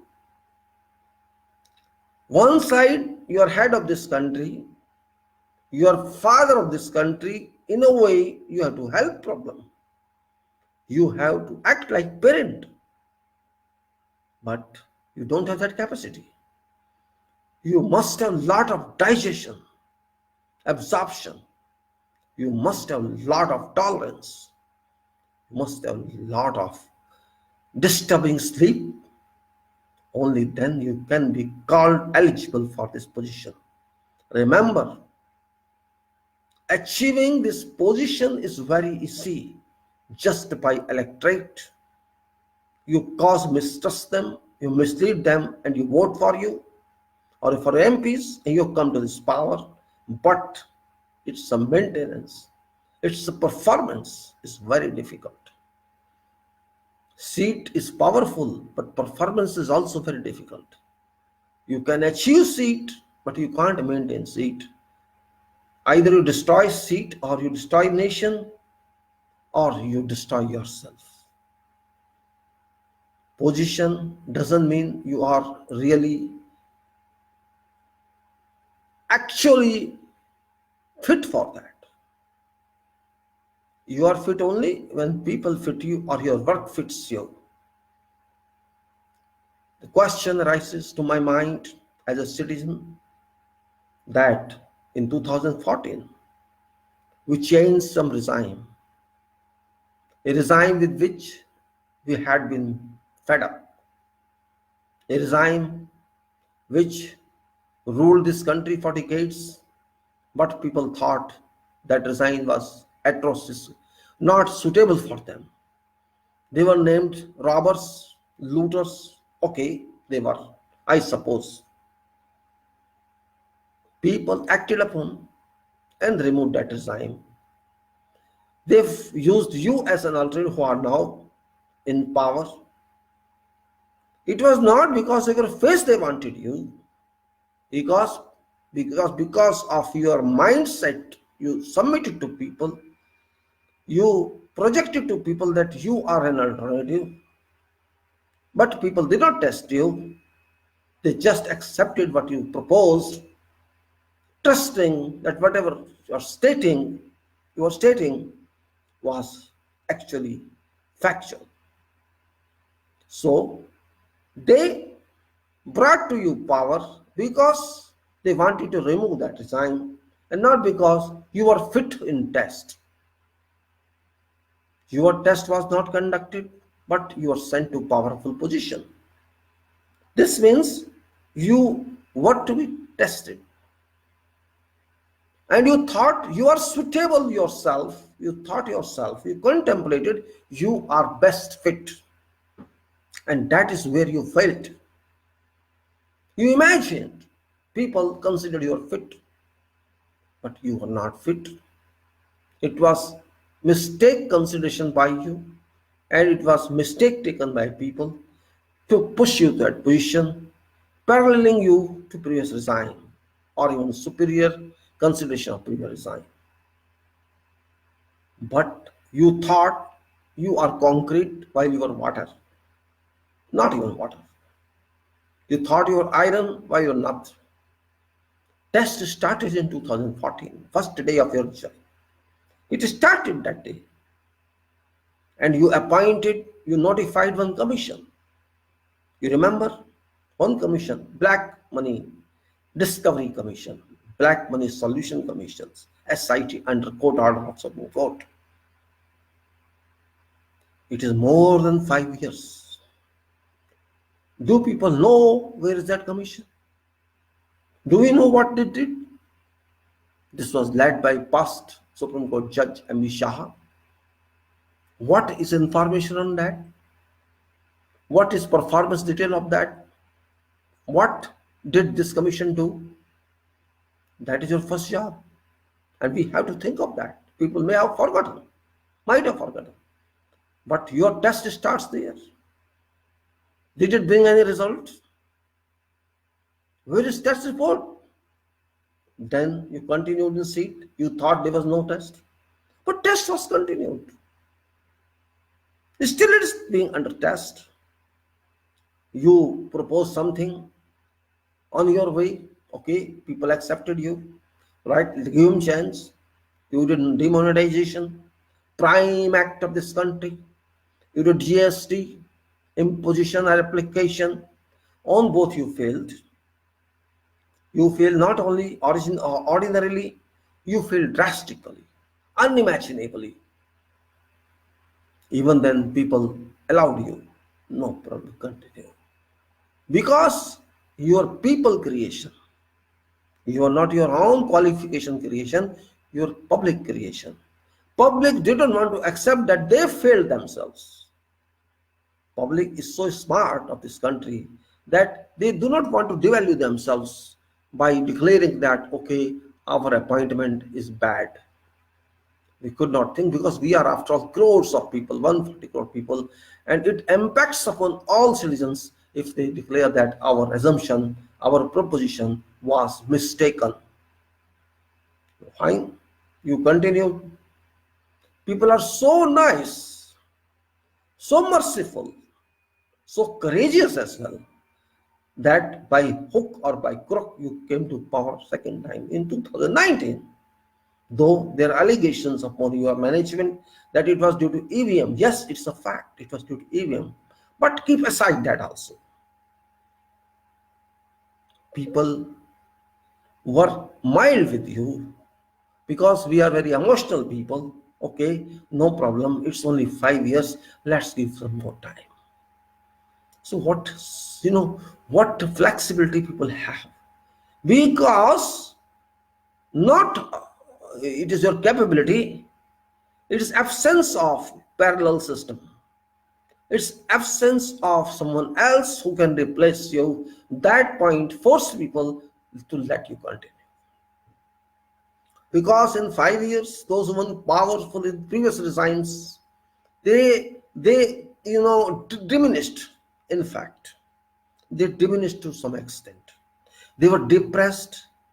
They were so much depressed and shocked that they lost their existence to much percentage of that. And still it's happening. Means those people who lost power, they could not understand what was real reason. Because you defamed them in 2014 and they lost it. But they lost it. But you also not gaining. You got power 2 times, but you are not gaining that. You only got power. You are not operating successfully. But you think you are operating successfully. You think that you are best. While you are not best, you are worse than those who lost power. Because your performance is not telling something. You got this or you got that. You procured this benefit for people. This is not being evidenced. This is not being projected. This is a very, very different statement I'm making. This means your work has been equivalent to a failure. You have not been able to prove that you can deliver. And if you cannot deliver, what should people do? And you are doing something which is not required, and what is required, you are not doing that. Remember,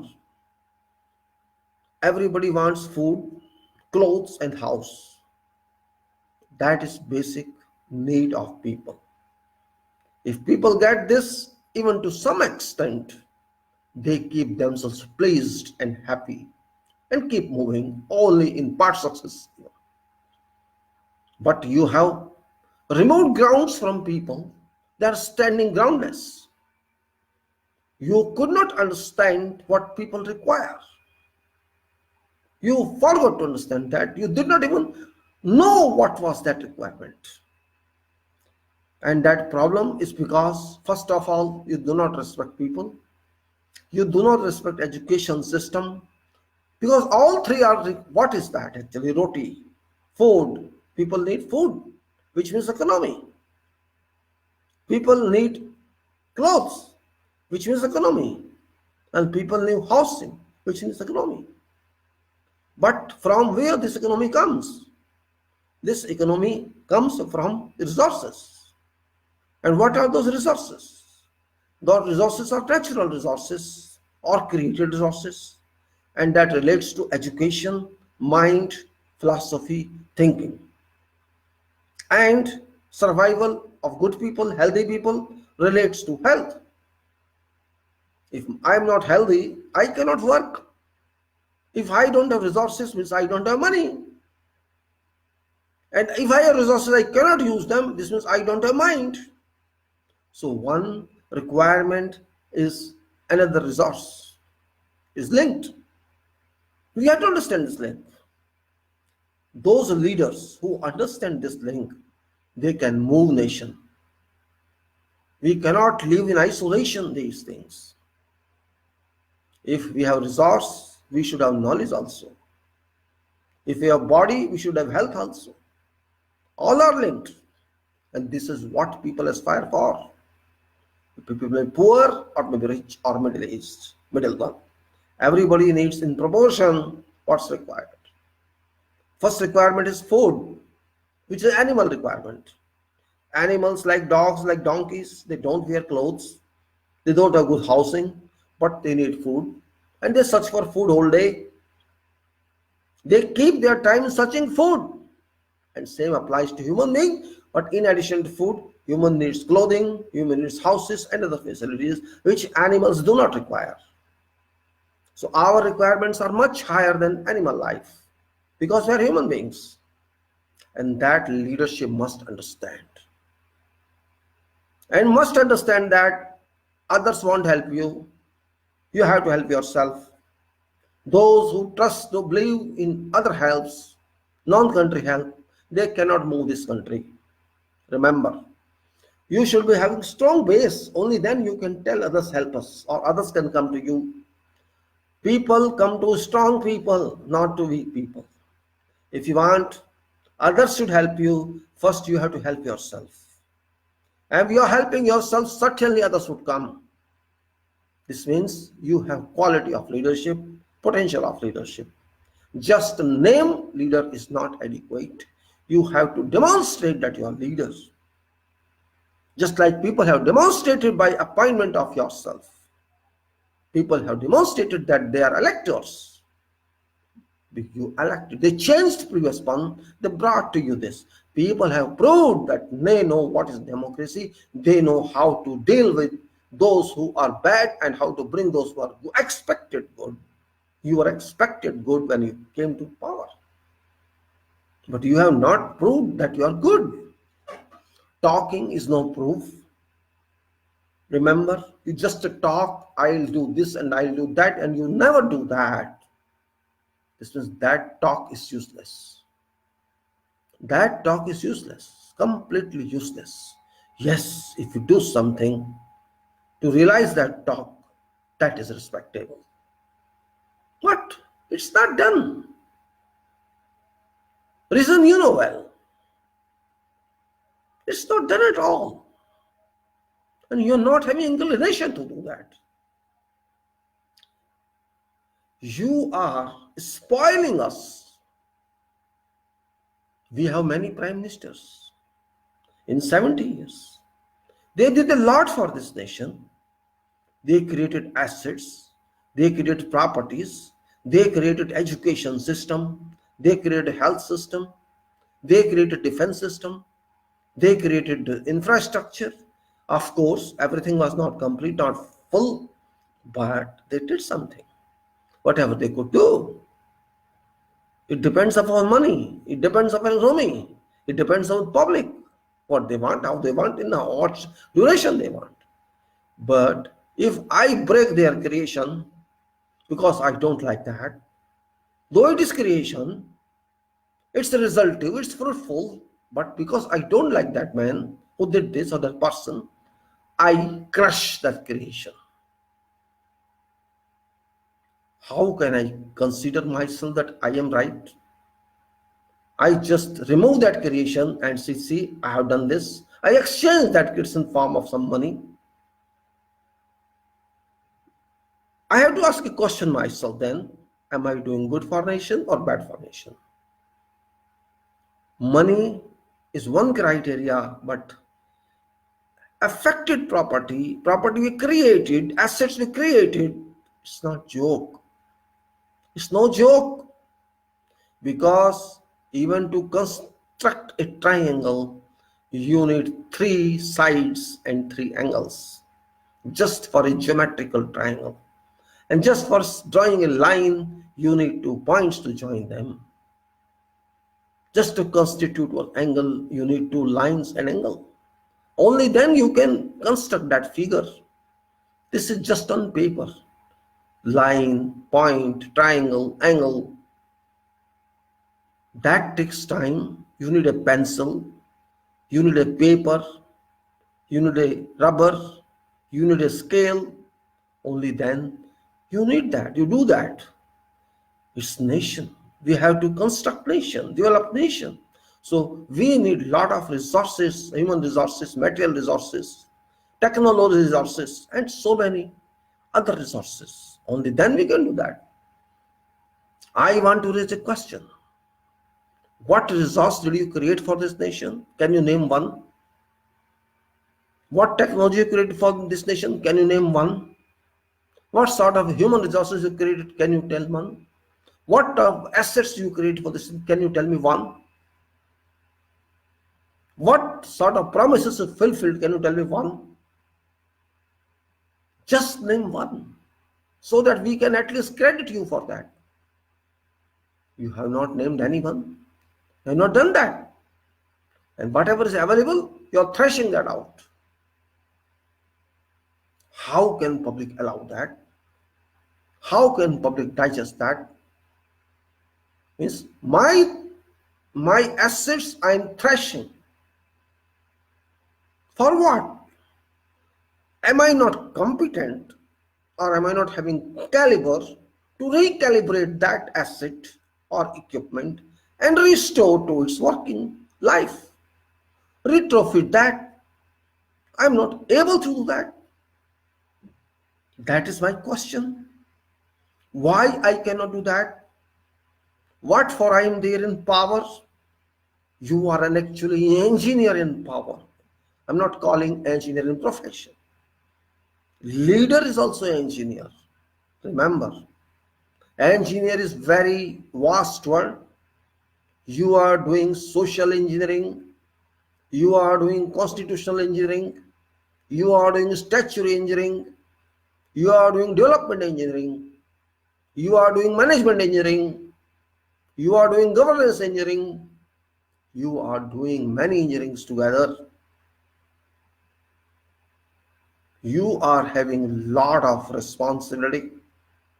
So you must be capable according to that responsibility. And if you are not doing that, you are harming all engineering.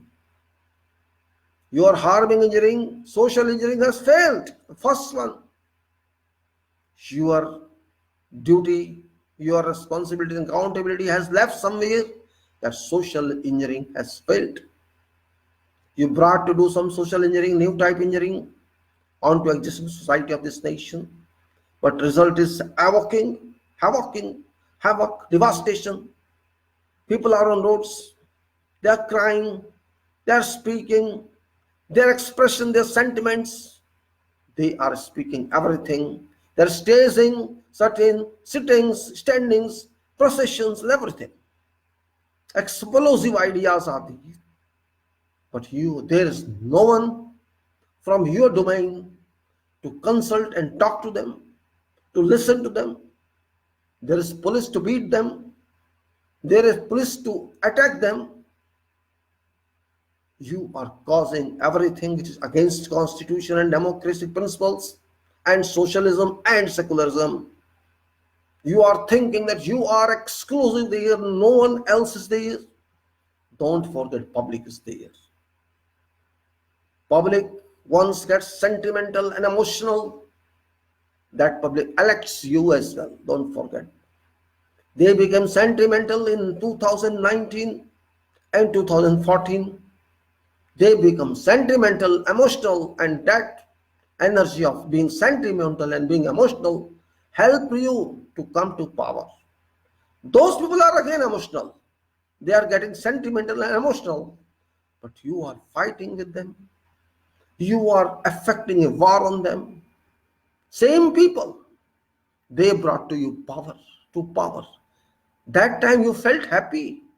You won their confidence, you said. But now what happens when they are against you?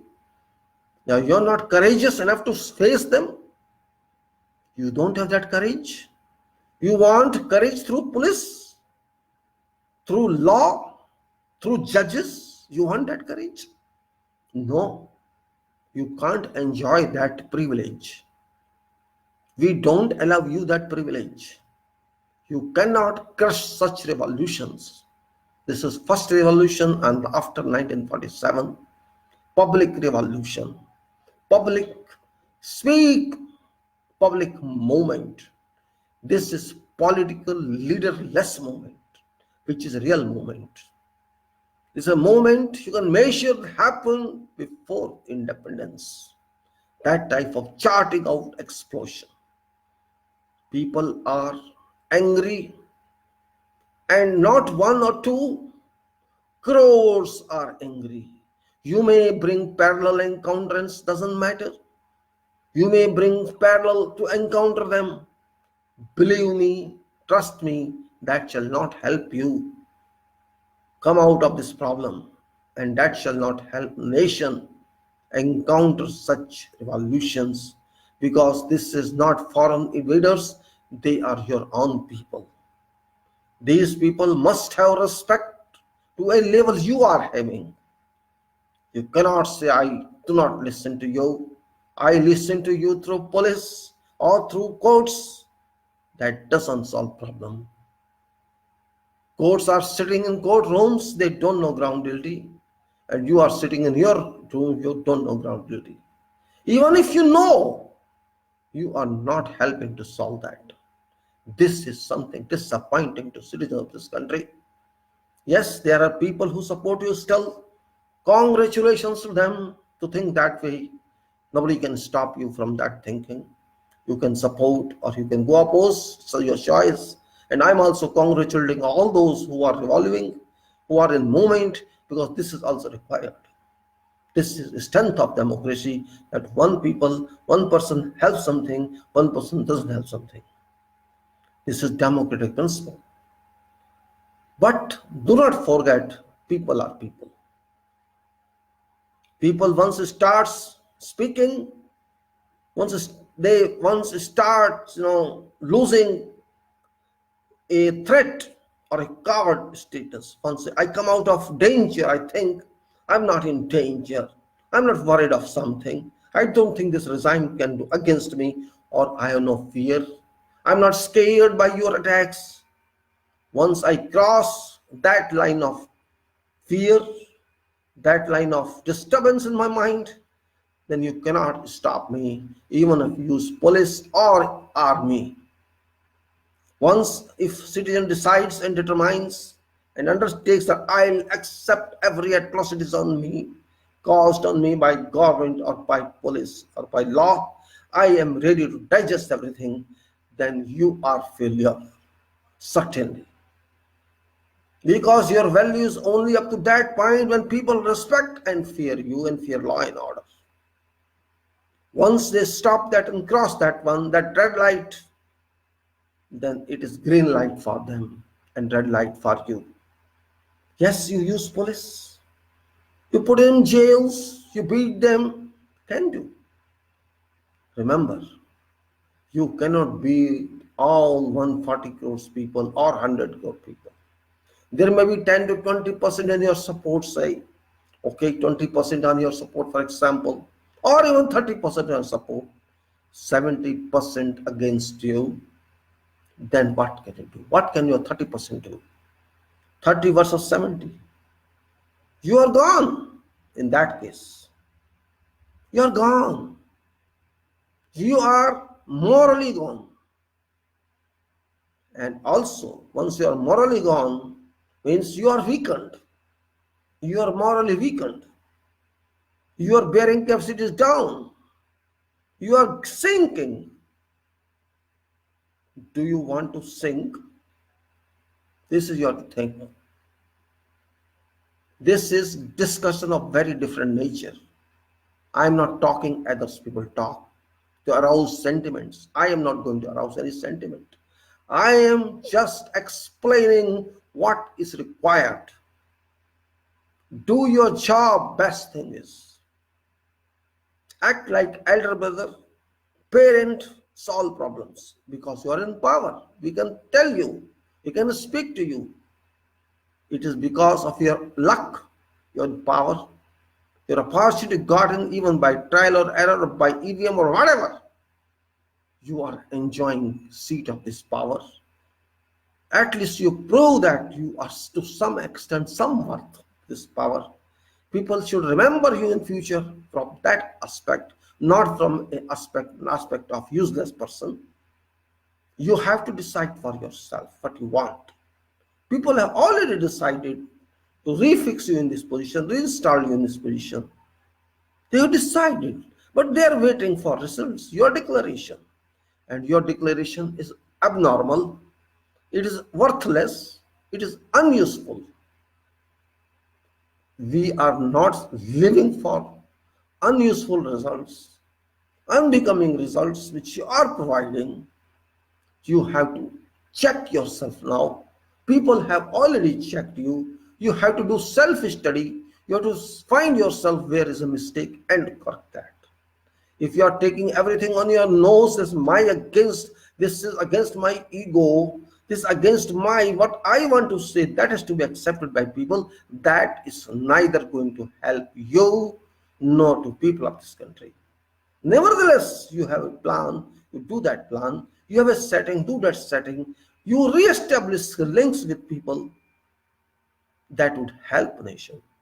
But if you think, no, whatever said is final and binding, then it's neither binding upon you nor upon people. It's never binding. It's stolen, it's broken, it's disintegrated in that case. This is big country, not a European country. This is not European country. This is big country, big people, powerful people, mind people. Maybe they are poor, but they are powerful. They have power to vote. They may be not having money, they are beggars, but they are powerful. This power is on your head. This power is that strong that can catch your throat, catch your neck. This power is that much. It's not physically catching your neck, but it is by revolution catching you. Nobody expected this kind of movement by people of this country without any under clutches of political party. And of course, I think that's also true that political parties also shocked looking at this gradual, intensifying, powerful movement of people, which is not going to stop because public movements cannot be stopped. Political people movement can be stopped, but if you stop public movement, you are going to do another mistake, then another mistake, and then another mistake. These people are not fighting to win elections. These are not going to fight any election. They are losing their time also. These people who are in streets and demonstrating, of course, they are coming off their jobs if they have jobs. They are leaving their families coming rounds. And not only all sections of people are there moving against you. Veteran ladies are there. Middle ladies are there. Student ladies are there. Kids are there. Female folk is there. Women folk is there. Men folk is there. What else is not there? Yes, your television channels are not relaying all this. Doesn't matter. If they do not relay, they decay themselves. They disintegrate themselves. They deteriorate themselves from public angle. So they will be neglected in future, just like Doordarshan is being neglected. These channels who are doing their way, they won't stand anywhere in future. Won't stand at all. And it shall be debited to you because they support you. Television channels all day favor you only, what you are doing, how you are doing. They don't care for what's happening in public. So this work they are doing against them, that point you have to understand. Television channels must be for public and not for government or not for opposition. They should not be for them, they should be for public, and they are missing their duties and they shall certainly suffer. But why do you want to suffer? By luck, you can say, by power of God or blessings of God, you got onto this seat. You should respect God. You are not even inclined to think of God. You are not even inclined to think of public. You are inclined to think of your government. That is where you are missing. Nation shall be there. You cannot stop that. And remember, no one is permanent, I said. You may try. You may not be successful this time.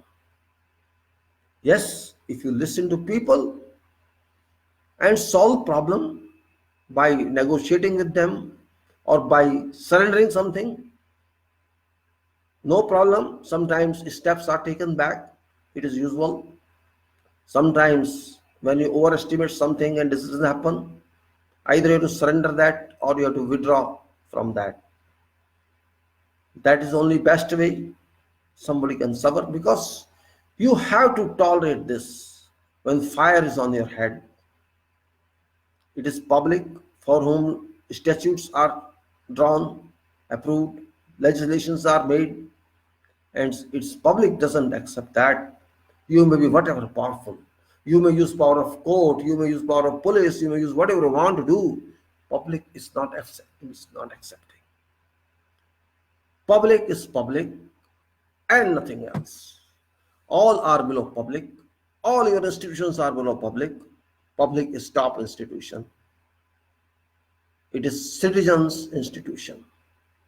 Institution of citizens of this country. That is author of constitution. That is power of constitution. institution of citizens of this country that is above constitution of this country. So you are all institutions under constitutions have to serve for people. Remember, if you don't serve for people, damage shall be caused to you automatically. Your status shall be degraded. Trust on you shall be removed by people of this country. And that is very dangerous, very critically uncontemplated thought. And if that happens, that is not going to help anyone. It's same thing is happening between Israel and Palestine. No integrity with each other, no unity with each other, and causing all atrocities on suppressed people. They are doing, Israelis are doing. Don't try Israel style better. Try Bharat style. Accommodate people. Accommodation, of course, is very difficult, but that is only solution in this nation's regard. You have to accommodate them. And if you cannot do that, in national interest, don't cause harm to this nation. Today, you may be successful your way. You show yourself very strong by forcing people to be beaten. You can do that.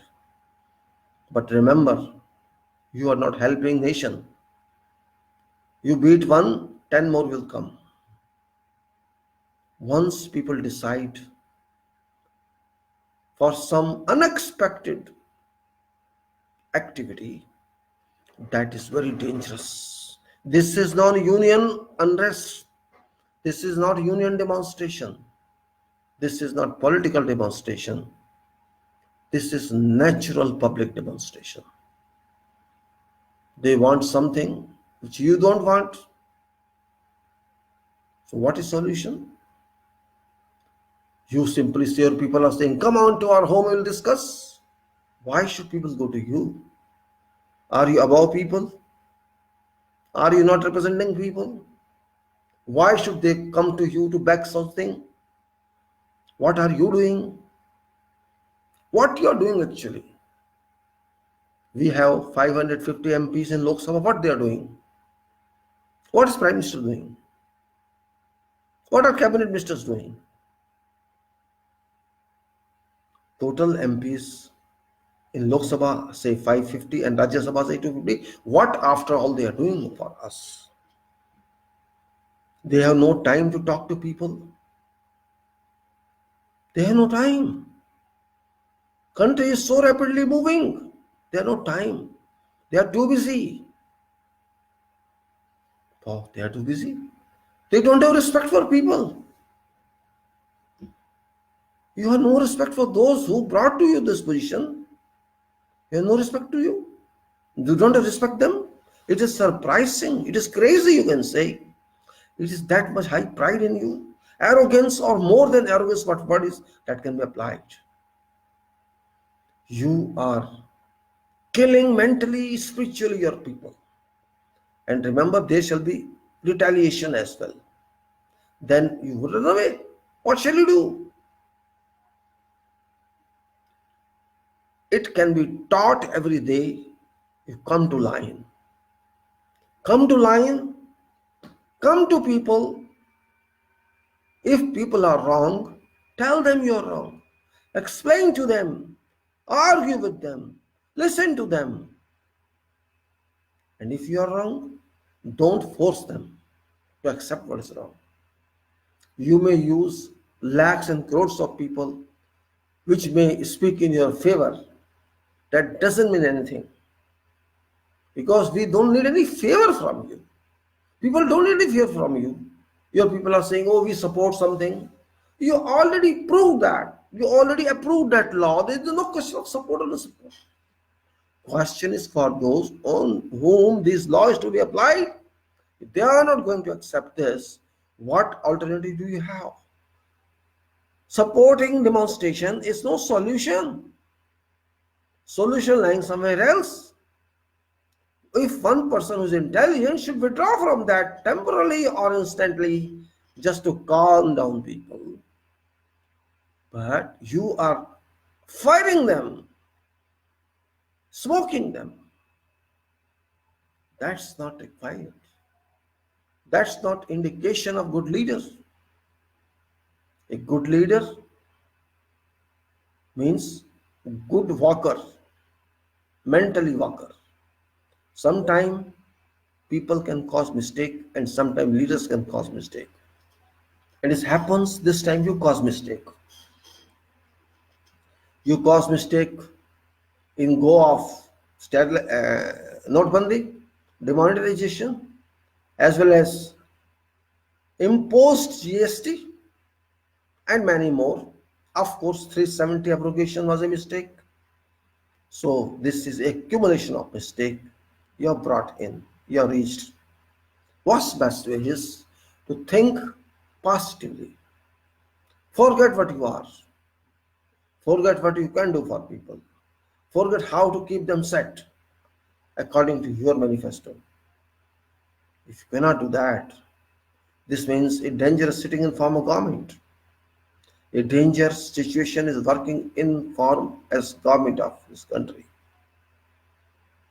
You may say anything, you may impose penalties on people, you may impose whatever you want. That is petty action. You are not broad-minded. You are not a philosopher. You are not a good social engineer. You are not a good leader. You want to impose your mind on them. This won't work. Well, you have a choice being a leader and public has a choice.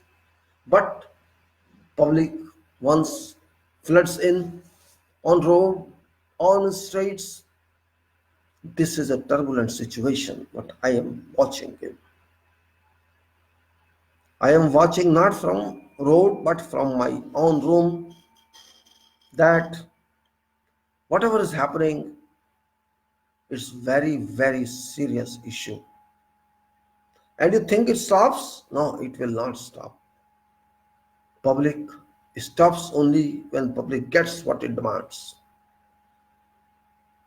Somebody talks that how to remove this. When I say remove such problem, how to remove? How to remove? Just keep fighting, that's all. Keep demanding your rights, that's all. People in politics are living because of public, not because of themselves. Public has every right on them. And if you don't listen to public, public knows how to teach. And public now is smart. And when woman power comes in, then you know what happens.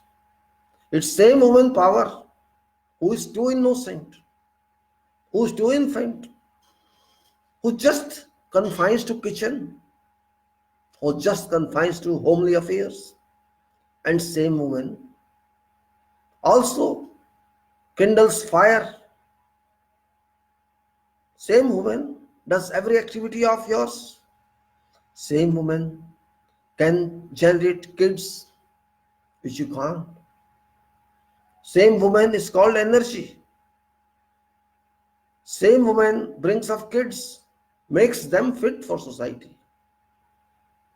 And if that woman, that soul of humanity, speaks against government, against system and comes onto roads, you can know with what fire you are dealing with. That is the fire. That fire is invisible, but that's very effective. That fire, if comes on road, big kings are defeated. Big powers are defeated. Even God surrender before woman power. God surrender. They withdraw. Where do you stand? Where do you stand? You are only small person. Only small person. Don't think you are big. but you have respect of position. That's why you think you are escaping from this problem, but that is misconcept. You are not escaping from problem. You are multiplying this. You are upgrading this problem, which you should not. This is only an advice to a leader of this country.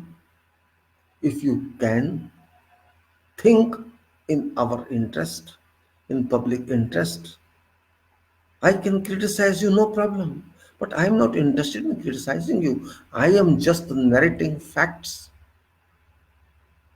In fact, I am your friend if I am opposing you.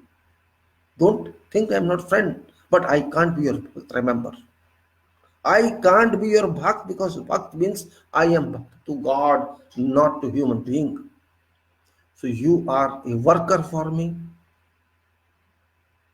honorable worker for me. Public has given me work to lead them. Public has demanded you serve them. And you yourself call that you are a server.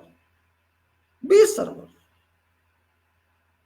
Don't impose your will or your party's will or somebody else's will on people. That is not your job. If you do that, people shall not keep you there. Comfort me. They would help you come to this power only when they think you are suitable. Otherwise, many have come and many have gone. And you are also in same queue, same route. But I help you that your name shall not be damaged. Your honesty or dishonesty, whatever you have, you know better than me. That should not be remembered in bad shape, in black shape. That's why I am trying to explain through this video to people of this country that what they should do or what they should not do. Revolution is fine, movement is fine, anger is fine, sentiments are fine, but unfine is economical situation, which is affecting everyone in this country. If you don't have job, you don't have food, simple, until you are very rich. If you don't have education, you have no basis. You cannot do anything which is required using mind if you don't have education. If you don't have health, you cannot be strong using your body. You can't use your body properly. And if you don't have additional items, whatever should be beyond these points, you cannot do anything. We do not want to see people devoid of power of doing. Power of doing is natural right, not even constitutional right. It's more than that. Right to life, right to property, right to work and all that, and right to intensify your power. If people are not getting satisfied with your performance, you have no right to stay in power. That is a moral right. Your right to not stay in power. Don't stick to power. But you cannot surrender that as well. It's also true. Because power you gain once, not forever. Who likes to lose wealth? For you it is wealth, but for us it's not wealth. For us it's a system management. You use this system and help us. That doesn't happen. That didn't happen. Game of abusive power continues moving. Game is on. And you are showing your power, your might every day, which is not in national interest. You cannot detain everyone. You may threat them, will detain you. Detain them. They are ready. If people are ready, they are ready to digest atrocities on them. What's the meaning of atrocities then? If they don't care for police, what's the meaning of police? Because it's your action that push their minds into such statements. They don't care for you. So who is defeated? You are defeated or people are defeated?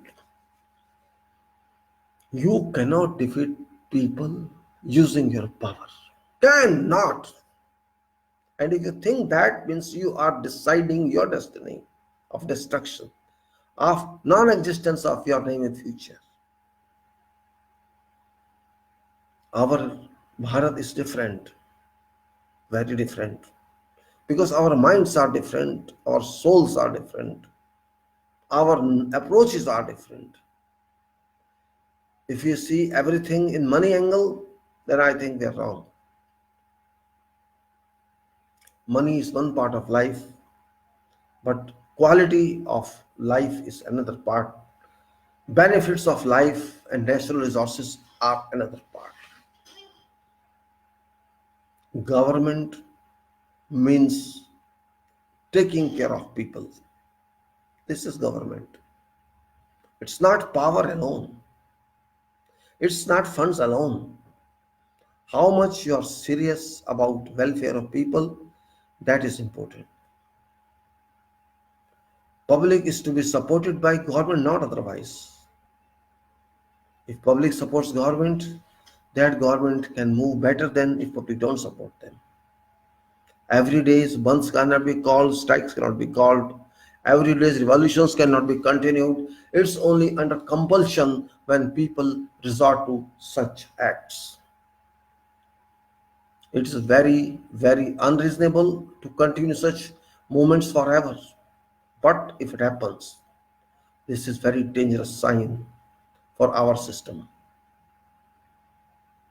Very, very dangerous if we cannot control our system. If we expect that foreigners will come and teach us and tell us what's right, what's wrong, I think we are in a different world. We are in a non-realistic world. We are in a world where no efficiency is achieved. We are in the world of skies. We are not in the world of building. This is the main point which is very corroboratively to be discussed. People have to understand this. It's not limited to constitution alone. It is limited to way of life. How do we want to live in this country? Everybody says you cannot accept this leave. That is a nonsense statement. Believe me, a foolish statement. It's a statement you leave this country. Means a person who speaks such, he doesn't know who is he. And person to whom he says that person doesn't know to whom he's saying. Yes, it's idiotic to say this, something. If you don't accept it, leave this country. Are you master of that person? What do you think of yourself? You are honor of this country exclusively? That's the problem. One should stay in limits. Yes, maybe you think government is yours, prime minister is yours, and police is yours. You can cause all destructions to human being. You can say that. No difficulty to me.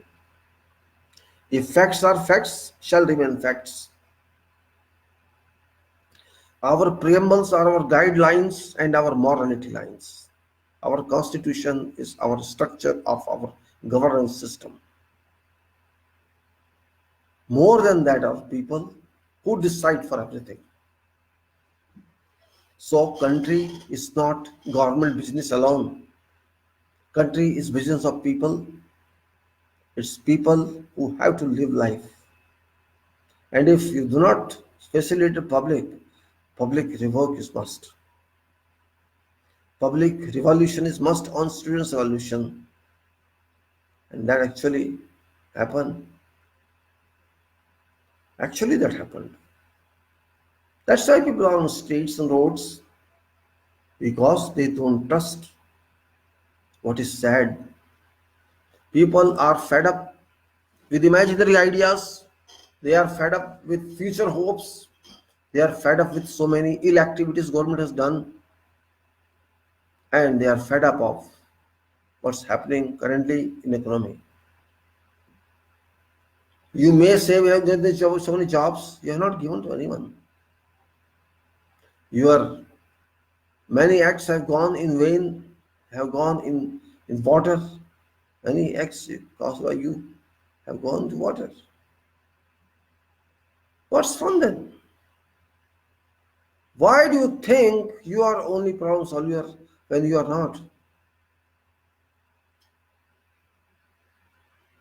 Means we have to rethink about everything. Rethink about that. Do not depend upon one party. Do not depend upon one political leader. Do not depend upon political leaders. Also, we cannot trust them. Our constitution simply says do not trust them because it says nothing about political parties. Our constitution does not speak in favor of political parties. Our constitution does not speak in mandate of one person. This is very clear from our constitution. From constitution, read it.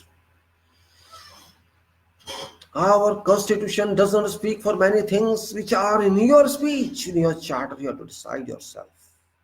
Our constitution has mandated many blanks in its articles, in its propositions, in its mandate. There are many blanks which this constitution has left to citizens to decide. No compulsion on those. Those who understand this point can understand constitution, and those who don't understand this point can never understand constitution. They shall always fail. Constitution is not text, it's not sentences, it's not page numbers. It is construction within that, design within that, every article, chapters, parts, and preambles, that you have to find what is there, what is remained in. And once you understand that, you can understand everything. And this understanding must be first involved with our representatives. How much do they know about Constitution?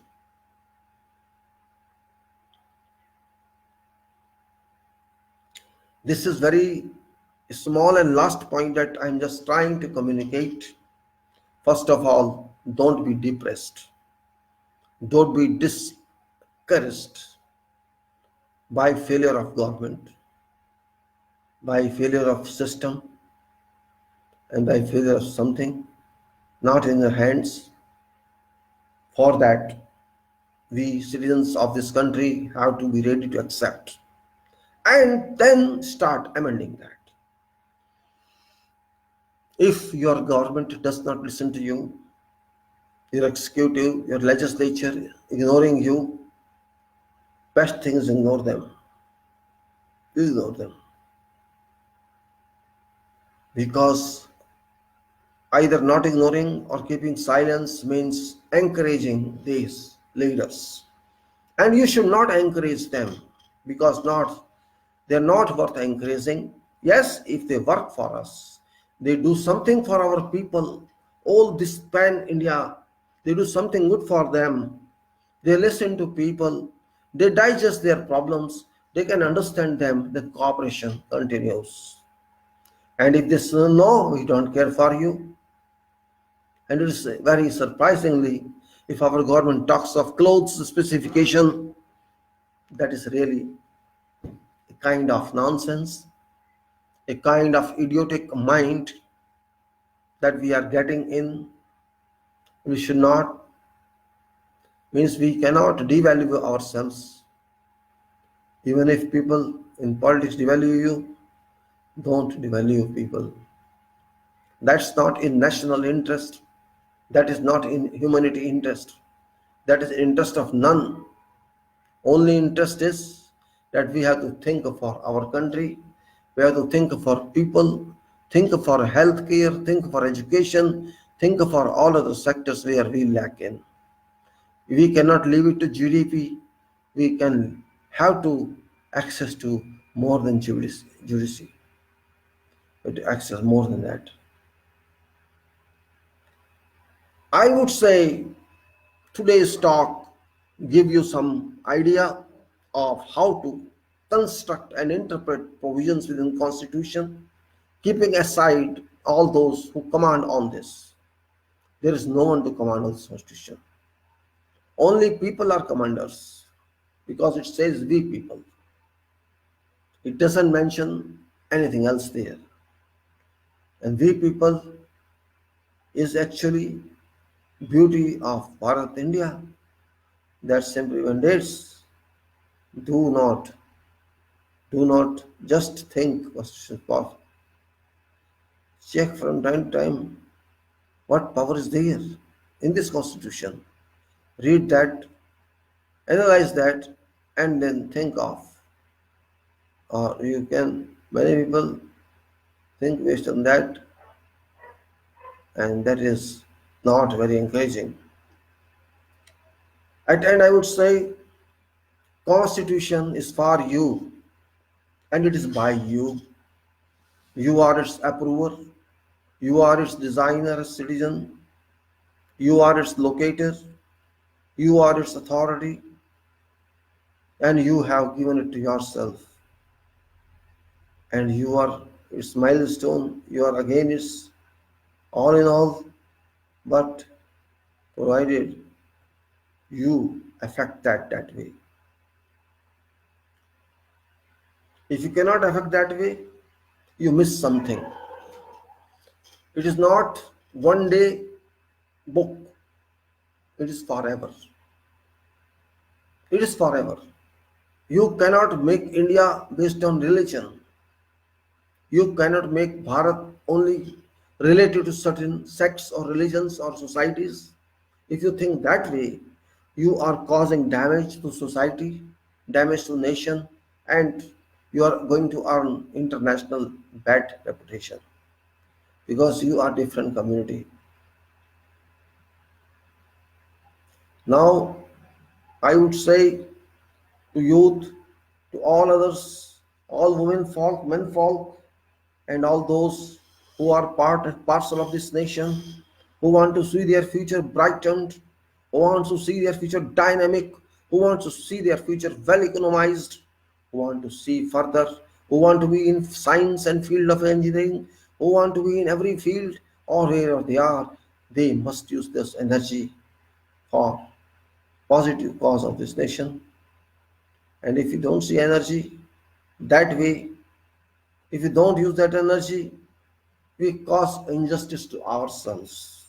Our forefathers gave us something, we have to maintain that. If we cannot maintain that, we are causing injustice to them also. We are causing insults to our forefathers who brought to us freedom. Because we cannot even handle this freedom, how can we handle something else? That's very important. Government is there, they have to work. If they don't work, there is no alternative. You have to remove them. Simple. By what way you remove? You remove by unrest. You have to do unrest. You have to demonstrate. If we don't like you, go. That's it. What else can you do? You have to act that way. As far as it doesn't oppose public, it doesn't say that you are harming nation. If you are demonstrating peacefully, no way out. There can be no way out. After all, demonstration is a fundamental right, basic right. Everybody is free to do that. That point must be understood in clear terms. If you cannot understand this in clear terms, we of course shall move on the wrong path. And that wrong path shall bring us to some other wrong path. And we don't have then which way to follow. There are so many crossroads coming on way. Which crossroads you have to go, which you have to live, which you have to condemn. It's only people to decide. Yes, they can make mistake also. People make mistake. We made mistakes. You make mistakes. That mistake should be corrective one. It can be worth capable to be corrected. And if we cannot do that, then we have to remove that. Simple. Where is required, remove that. Where is required, repair that. If our ministers don't realize that they are public people, then they can be removed. PM can be removed. Why not? PM is from our votes.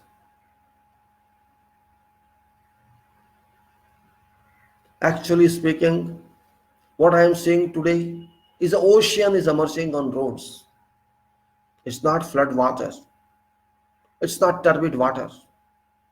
It's water that is unseen in quality, that is soul of people, that is morale of people, that's energy of people, that's anger of people, that's bursting suddenly. It's bursting out from their minds and hearts, and people are unhappy.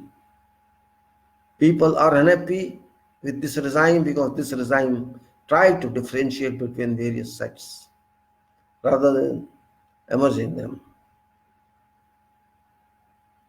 Yes, there can be anger in government, there can be anger in administration, that should be within limits. If you oppose everything, if police doesn't listen, if administration doesn't listen, if government doesn't listen, then public has to announce what they want. Because there is no one to listen. I have to declare that we want this. That's required. And if they even don't listen, then you have to teach them by removing them from this post. Go, we will do ourselves. Countries have proven this. Many countries have proven this. But I think that stage is not going to come soon because we are very good people. We even forgive criminals, so we can forgive leaders. There's no harm in that. But this is really injustice. We are causing injustice to ourselves, to our society, to our people. We just kept silent for 3-4 years. We did not even come to making agreements with ourselves. We always leave our desires to these positions of politics. It's not acceptable. Alone politics is not acceptable. Solutions must be there. It could be Congress government or this government or that government. It doesn't make health effect on myself. If they do good, fine, they're welcome. If they don't good, fine, they're not welcome. Their welcome is, if they do fine in proportion, we are calling you're welcome or you're not welcome. That is in principle we are calling. It's not simple movement. Again, I'm telling you. It's a day by day intensifying, and government is trying to suppress that, which is another reaction, another bad act they are going to do. If you suppress something, means you don't want to listen to them. There's something wrong with you. You are going to prove that you are not capable to handle this. Suppression of public under NCS is no answer. If people are evoking, they are evolving, they are giving heat to management. This means management is wrong somewhere. Governance is wrong somewhere. Failure it is. Why don't you take it to the minds? We have to think again and again, sort of solutions. That's our duty, to take considerations into our minds that we have to solve it. It's not people in politics who can solve it. It's public versus solve it. And if public is united, they thrive out British. What you are? You are nothing. You are very small. You are nowhere. That's what we have to think. And with this, I just conclude that government should be careful for people. Government should think of people, not for themselves. You can use police, you can use force, you can use whatever you want to use. But remember, you are servants to people. Police is servant to people. Military is servant to people. Court is servant to people. Everybody is required to serve people. Of course, within certain reservations. Public should be reserved also. But continuity has to stop. If you think you can control people this way, you are mistaken. You are jeopardizing people. So unity, you are jeopardizing people's sentiments. You are jeopardizing unity of this nation. You are jeopardizing harmony of this nation. So do not go to that extent. Better negotiate with people, explain to them what you want to do, and do that. And if you say no, no way, we are our way, if you are your way, public is also on its way. If public is on its way, then you cannot be on your way. And also for public, please avoid sentiments. Sentiments do not help. Emotions do not help. Yes, demonstrate, do everything without causing public inconvenience, without damaging national property, public property, and without causing harm to individuals. We can act. Of course, it's our last conclusion that we have to save this constitution, which had been attacked at secular and democratic levels by government. It's a fact. The government doesn't like secularism in this country, and to some extent they want to damage democracy. That is what to check in this conclusion. And with this, I would say I take leave for this from this video. I say goodbye. Thank you very much for your time. I'll be back again. Jai Bharat. Dhanyavad.